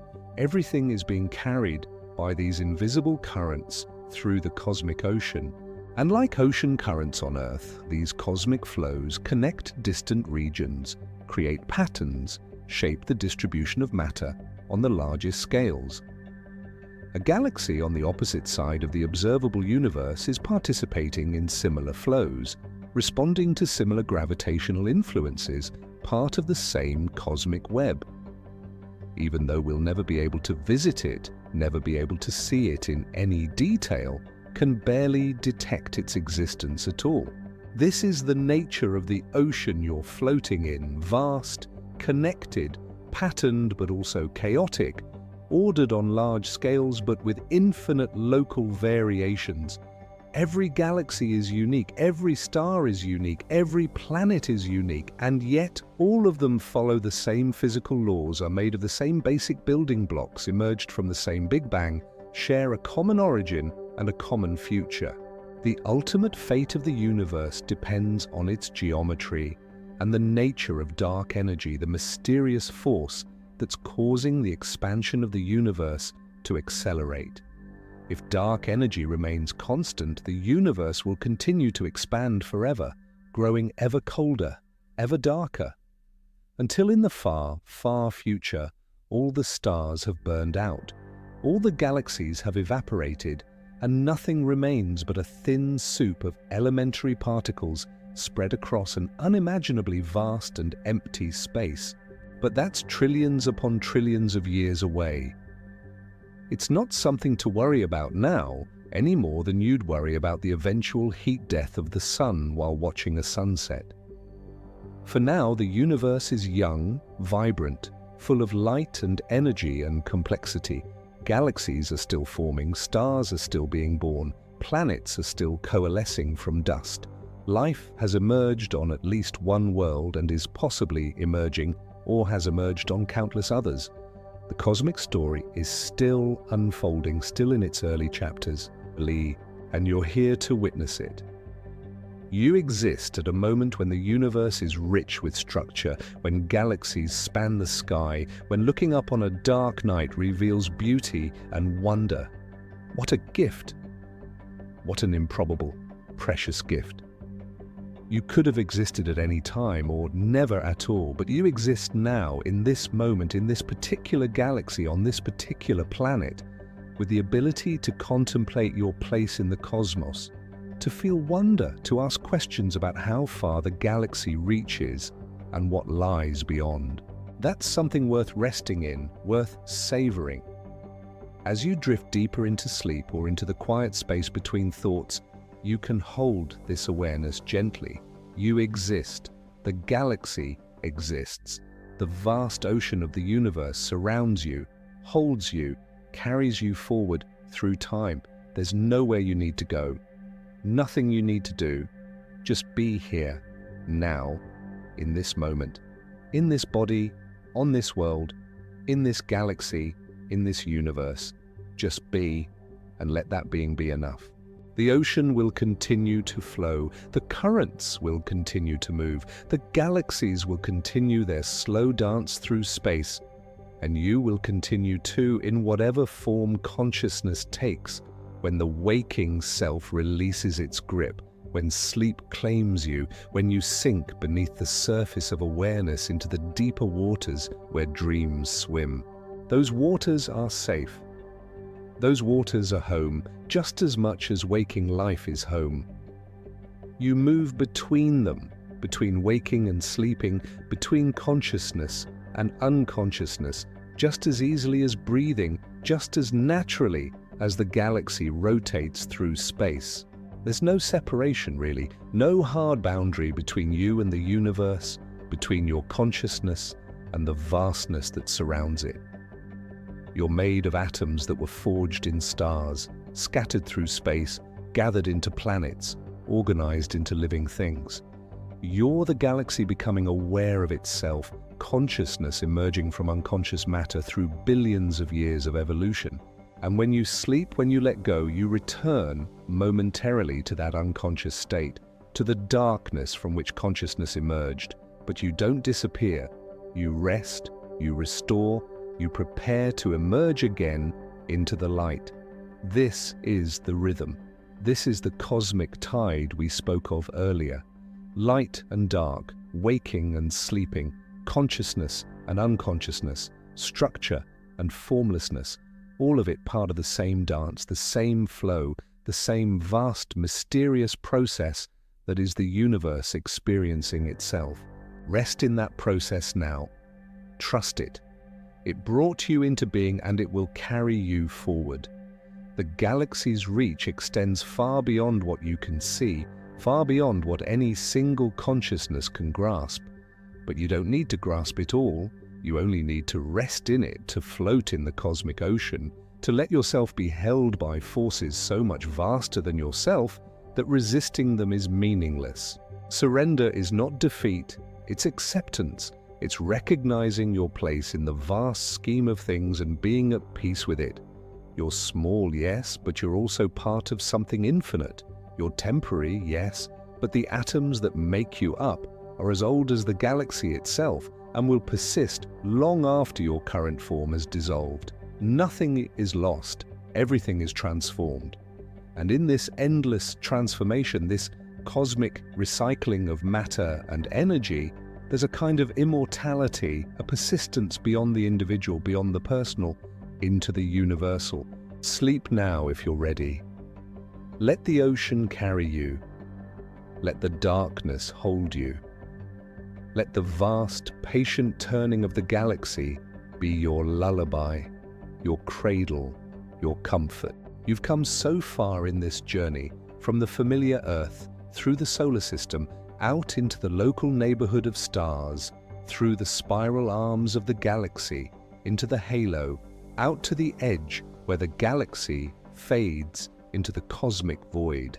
And now, here, in this quiet space, far from the bright center, far from the crowded regions where stars are born and die, you can simply rest. There's nothing more to prove, nothing more to understand. All the facts and numbers, all the distances and timescales, they've served their purpose. They've carried you here to this state of deep relaxation, deep acceptance, deep peace. Let them go now. Let the information drift away like autumn leaves on water, floating, sinking, disappearing into the depths.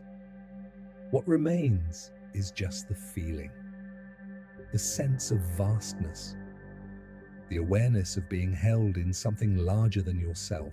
This is what the galaxy offers, ultimately.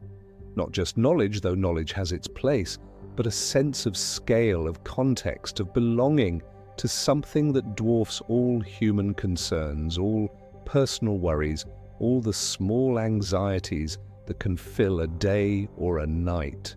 Against the backdrop of the galaxy, your problems become beautifully insignificant, not in a nihilistic way, not in a way that denies their reality or their importance to you, but in a way that offers perspective, that reminds you that life continues, the universe continues, the great cycles continue regardless of whether you succeed or fail at any particular task.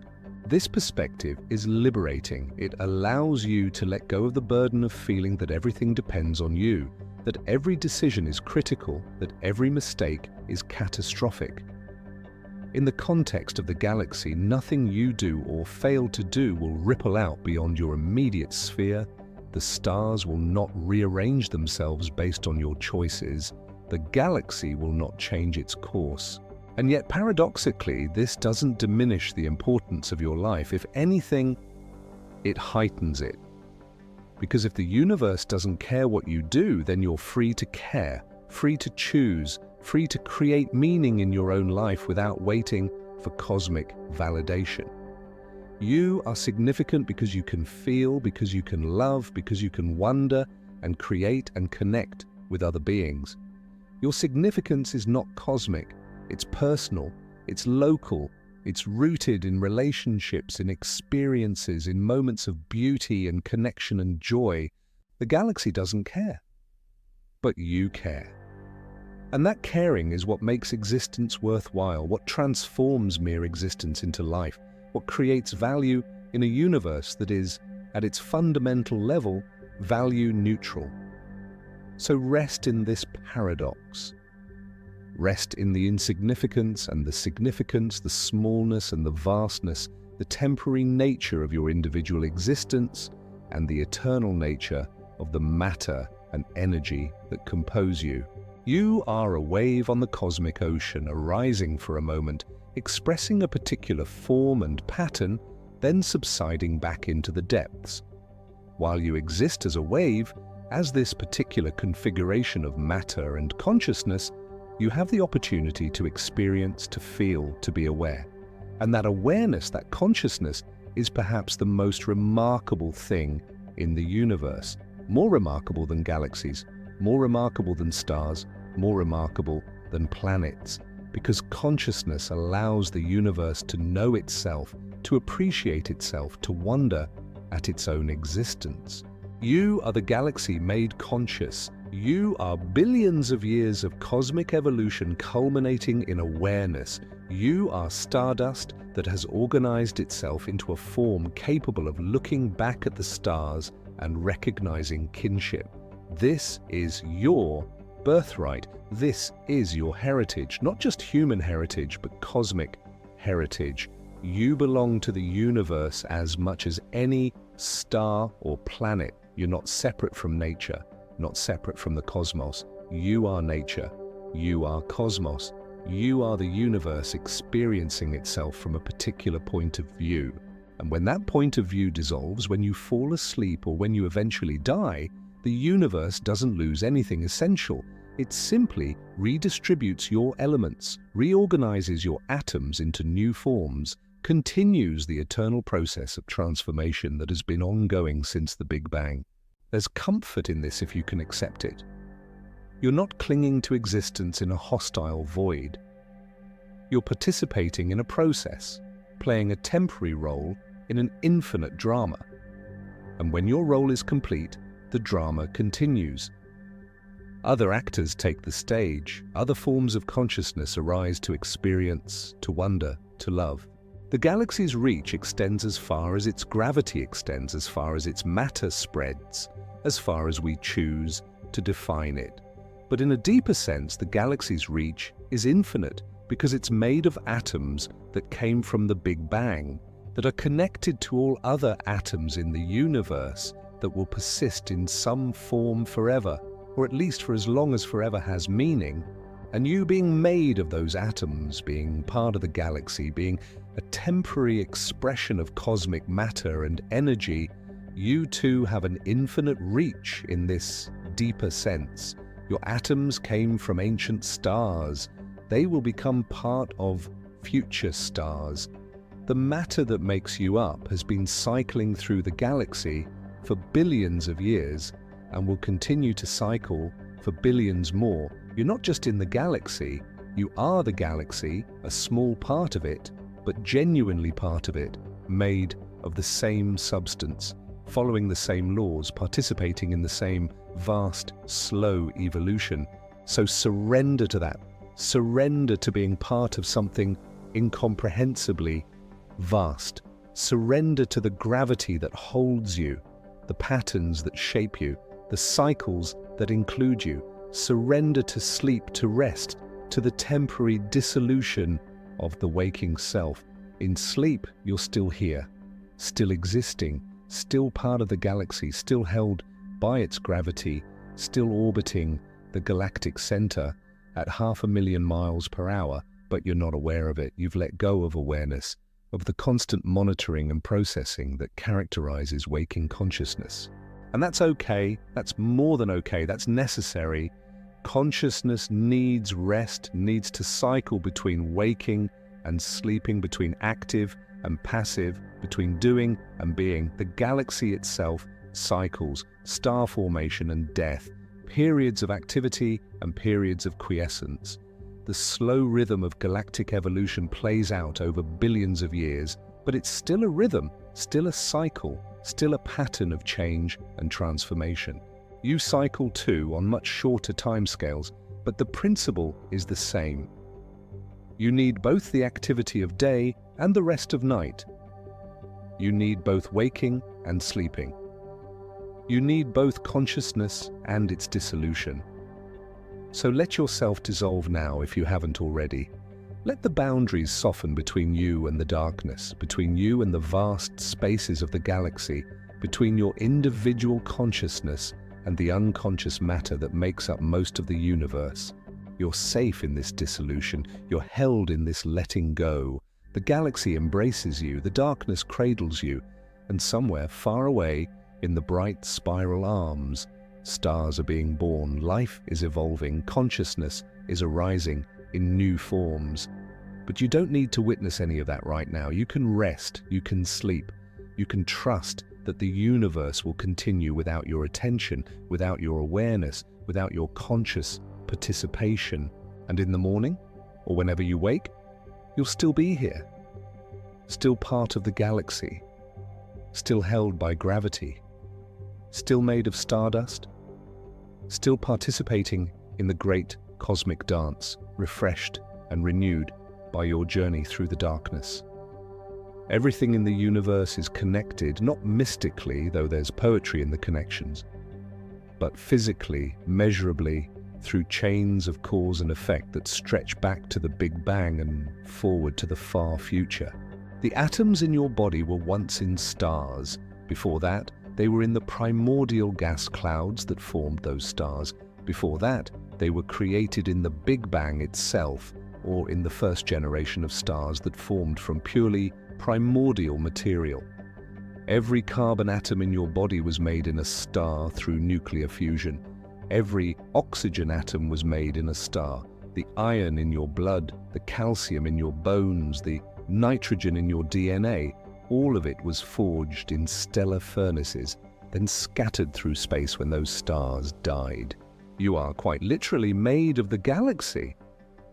Not in a metaphorical sense, but as a simple statement of physical fact. The matter that composes you has been cycling through the Milky Way for billions of years. It was here before you were born. It will be here after you die. You're a temporary borrower of galactic matter, a pattern that arises, persists for a while, then dissolves back into the cosmic pool from which new patterns will emerge. And this means you're connected to everything else in the galaxy through this shared matter, this common origin. The star you see in the night sky was made from the same primordial gas that eventually formed you. The planet orbiting another star might contain atoms that were once in the same nebula as atoms now in your body. These are distant connections, certainly. The probability of any specific atom in your body having interacted with any specific atom in a distant star is infinitesimally small, but the connections exist nonetheless through shared history, shared processes, shared membership in this gravitationally bound system we call the Milky Way. And there are closer connections too, more immediate ones. You're connected to all life on Earth through common ancestry. Every living thing, from the smallest bacteria to the largest whale, shares a common ancestor that lived billions of years ago. You're cousins with every organism that has ever existed on this planet. And you're connected to other humans even more closely. Through culture, through language, through the social bonds that define our species. The thoughts you think are shaped by words you learned from others. The values you hold were transmitted to you through your upbringing, your experiences, your interactions with other people. You're not a separate, isolated entity. You're a node in a vast network of relationships, physical and social and cultural. You exist because of these connections, not in spite of them. Remove any of the connections, any of the chains of cause and effect that led to you, and you wouldn't exist. Not in this form, not with this consciousness, not as this particular person. This is humbling and also beautiful, because it means you matter to the network, and your existence affects others, creates ripples, changes the pattern. When you act kindly toward another person, you change them slightly, and they carry that change forward into their interactions with others. The effects dissipate over time and distance, become unmeasurable after a few steps, but they exist, they're real. You have an impact on the universe just by existing, just by participating in the web of connections that constitutes reality. Not a large impact, not one that will reshape the galaxy or echo through the ages, but a real impact nonetheless, a local perturbation in the fabric of cause and effect that radiates outward from you every moment you're alive, and this is true for everyone. Every consciousness, every living thing, every object creates ripples, changes the universe slightly through its existence and its interactions. The universe is not a stage on which separate actors perform. It's a single, interconnected system, and everything within it is part of that system, contributing to it, shaped by it. The galaxy is such a system. Every star, every cloud of gas, every atom of dark matter is connected to every other through gravity. They all orbit together. They all influence each other. The galaxy is not a collection of separate objects. It's a unified structure, a single entity with many parts, all moving in a complex but coordinated dance. And this structure extends farther than we once thought. The satellite galaxies orbiting the Milky Way are part of the system. The stellar streams and tidal tails extending out to 500,000 light-years and beyond are part of the system. Even the dark matter halo, extending perhaps 1,000,000 light-years from the galactic center, is part of the system. All of it is connected. All of it moves together. All of it shares a common fate, will eventually merge with Andromeda, will become part of whatever larger structure emerges from that future collision. And you, as a part of the galaxy, share that fate too. Not personally, you'll be gone long before the collision. But the atoms that currently make you up will be here. They'll be part of the merged galaxy, part of whatever new structures form in the aftermath, part of the ongoing cosmic story that stretches from the Big Bang to the far future and beyond. These connections are hidden, mostly. You don't see them or feel them directly. You experience yourself as separate, as an individual consciousness looking out at an external world. And from a practical standpoint, that experience is valid, is useful, is the basis for navigating life. But from a deeper perspective, the separation is illusion. You're not separate from the world, you're part of it, made of it, sustained by it. Your consciousness arises from physical processes in your brain, processes that depend on food and oxygen and all the other resources the Earth provides. Remove any of those connections and consciousness ceases.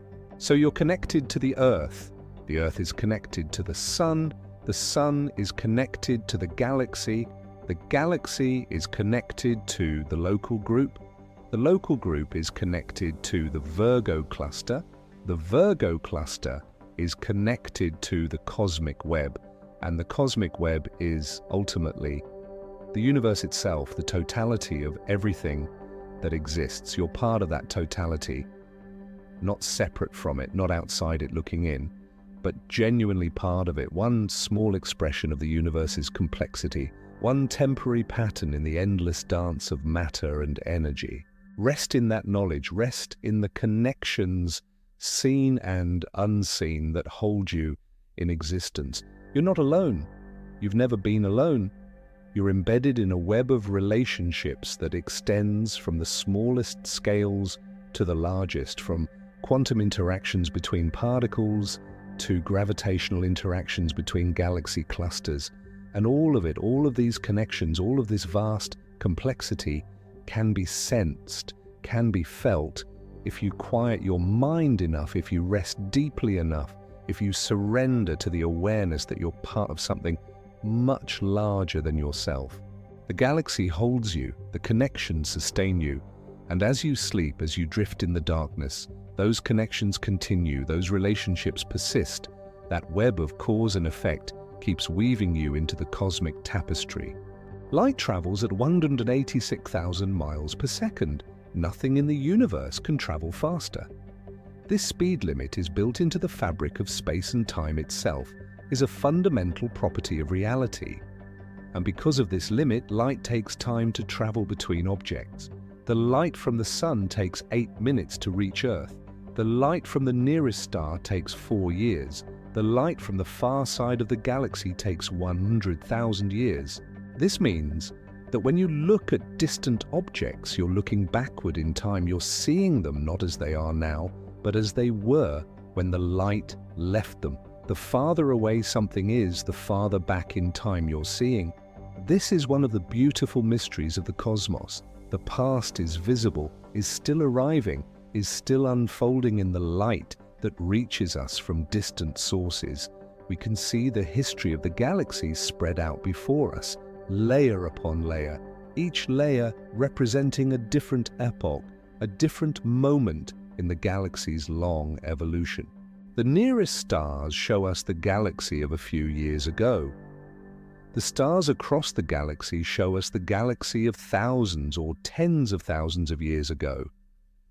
The light from the most distant parts of the galaxy shows us what the galaxy looked like when humans were just beginning to spread across the Earth, when the last ice age was ending, when civilization was still far in the future. And if we look beyond the galaxy to other galaxies, we see even farther back in time.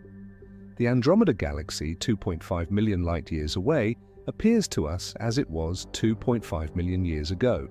The most distant galaxies we can observe appear as they were billions of years ago, when the universe was young, when stars were just beginning to form, when the structure we see today was only beginning to emerge. This is what light teaches us. that the past is not gone. Not entirely. It's still traveling through space, still carrying information, still available to be observed by anyone with eyes to see or instruments to detect it. And in a sense, you're part of this too. The light reflecting off your body right now is carrying information about you outward into space. It's traveling at 186,000 miles per second, spreading in all directions, carrying an image of this moment into the future. A second from now, that light will be 186,000 miles away. A minute from now, it will be 11 million miles away. An hour from now, 670 million miles away. It will pass the orbit of Mars, then Jupiter, then Saturn.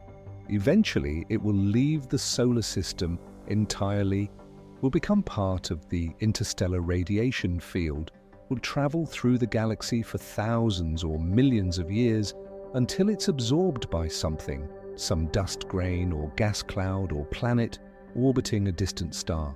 And in that sense, you're immortal. Not your consciousness, not your personality, not yourself in any meaningful sense, but your image, the information about this moment, will persist, will travel outward, will exist in the universe's light field long after you're gone. This is a strange kind of immortality, not one you can enjoy or be aware of, but a form of persistence nonetheless, a way in which your existence echoes forward into time, leaves a trace in the universe's structure. And the same is true for everything that emits or reflects light. Every star leaves a legacy of photons scattered through space. Every galaxy sends its light outward into the cosmic void. Even the faint glow of the cosmic microwave background, the afterglow of the Big Bang itself, is still traveling through space, still carrying information about the universe's birth, information we can detect and analyze and use to understand how everything began. Light is memory. Light is history. Light is the universe's way of preserving information, of making the past accessible to the present. And this is why astronomy is, in a very real sense, archaeology. When we study distant galaxies, we're not studying how the universe is now. We're studying how it was then, when the light we're observing left those galaxies. We're excavating cosmic history, piecing together the story of the universe's evolution from the clues carried by light across billions of light years of space. The galaxy's reach in this sense extends infinitely into the past. The light from the Milky Way's stars has been traveling outward for billions of years. Some of that light has already reached galaxies billions of light years away. In those galaxies, if there are astronomers looking back toward us, they would see the Milky Way, not as it is now, but as it was billions of years ago, when the sun was just forming, when the Earth didn't yet exist, when the galaxy was younger, smaller, less evolved. And they would ask the same questions we're asking. How far does that galaxy reach? Where does it end? What defines its boundaries? And they would arrive at similar answers. Fuzzy boundaries, gradual transitions, a structure that fades into the darkness rather than ending abruptly. This is the nature of galaxies. This is the nature of light. This is the nature of existence itself. Boundaries are soft. Transitions are gradual. Nothing is separate from anything else. Not really. Everything blends, everything connects, everything flows into everything else.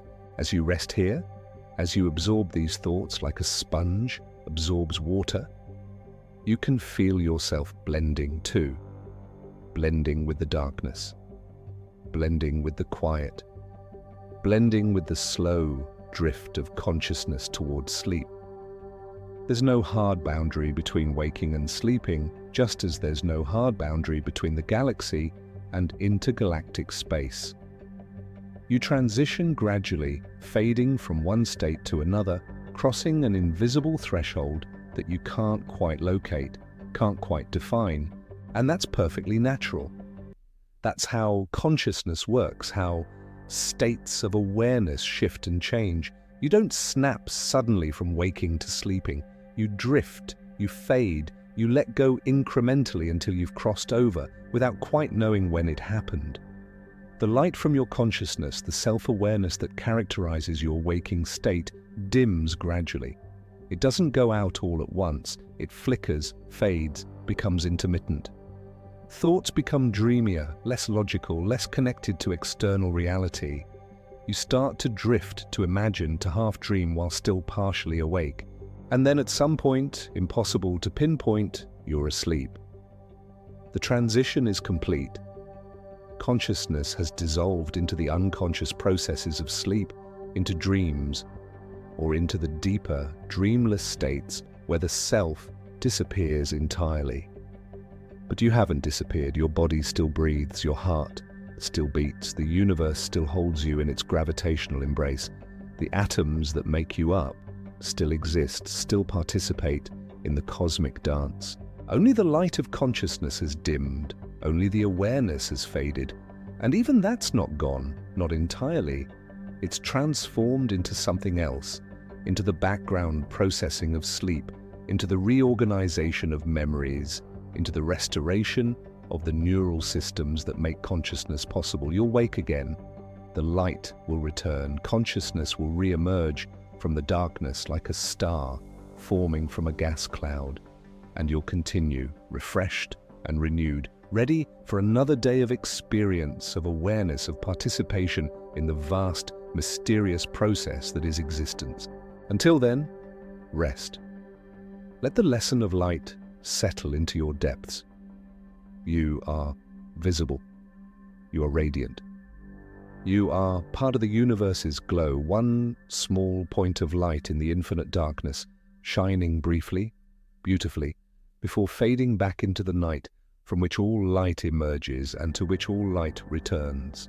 We've traveled far tonight, you and I, from Earth to the edges of the galaxy and beyond.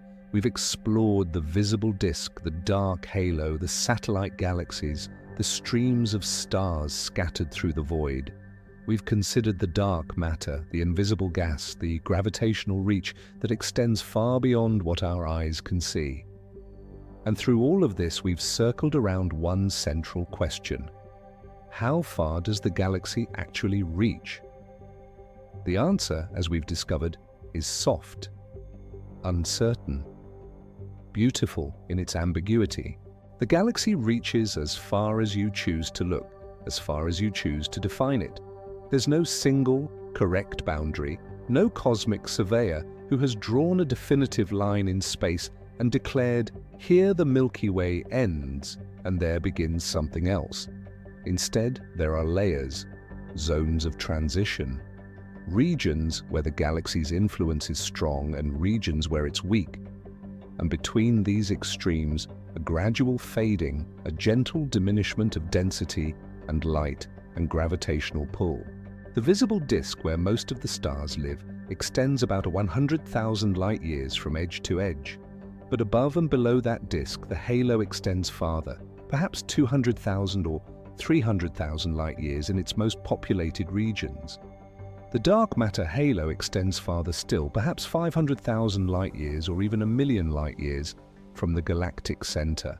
And the satellite galaxies, those small collections of stars gravitationally bound to the Milky Way, orbit out to similar distances, marking the true extent of the galaxy's gravitational domain. But even these boundaries are soft. The dark matter halo doesn't end abruptly. It fades gradually into the general dark matter field that pervades all of space. The satellite galaxies orbit in the contested region where the Milky Way's gravity competes with Andromeda's gravity and the general expansion of space, so we can say the galaxy reaches about 1,000,000 light-years, give or take.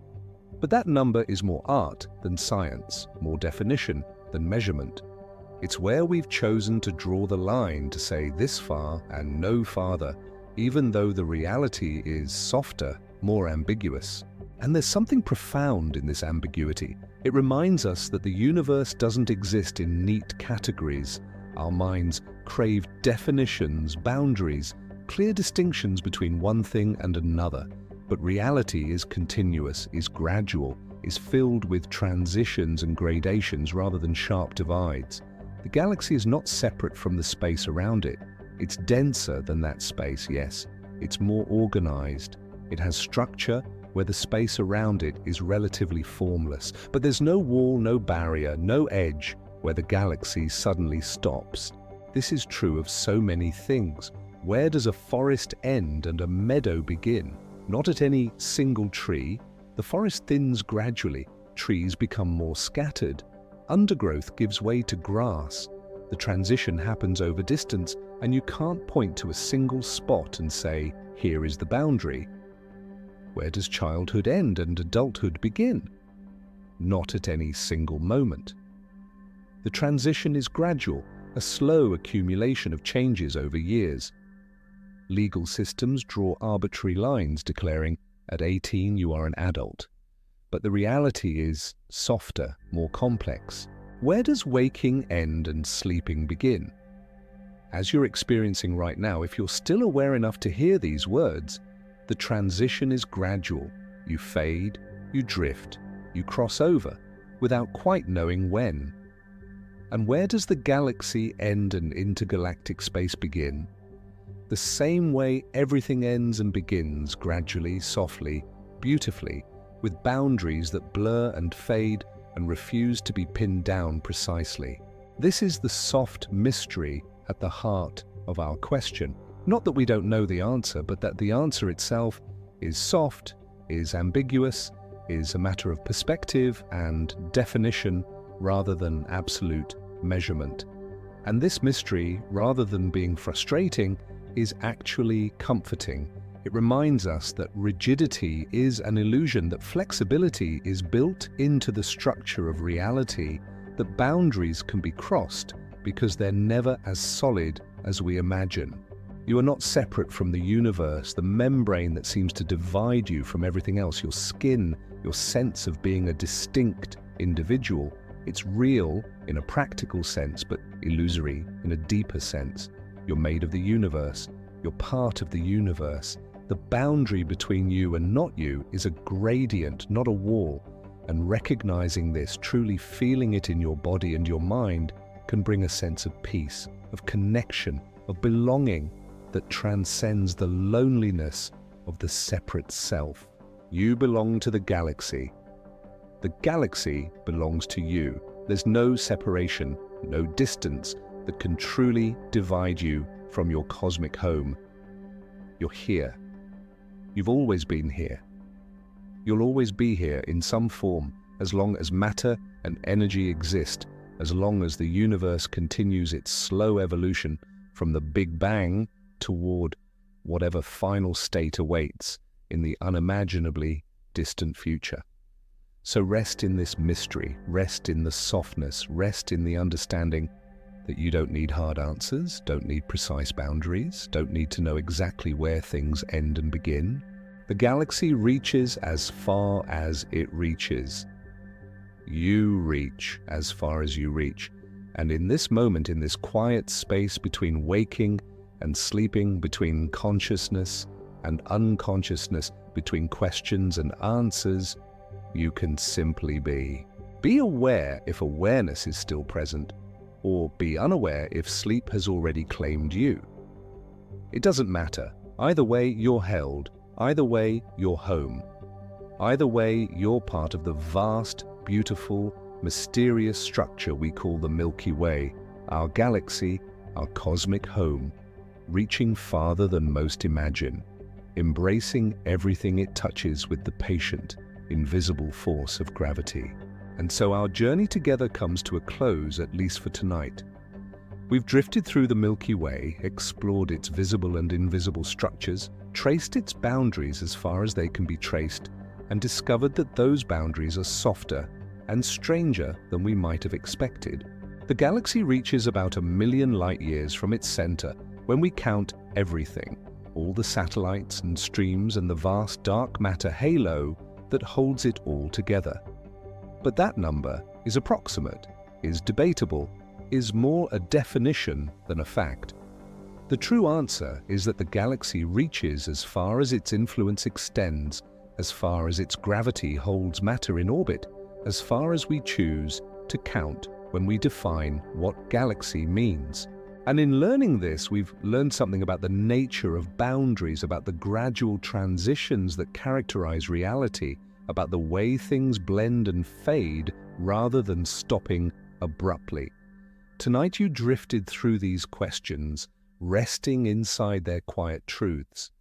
You floated through the spiral arms and the halo and the stellar streams held by the same gravity that holds the stars themselves. You experienced perhaps a sense of scale, of vastness, of belonging to something impossibly large.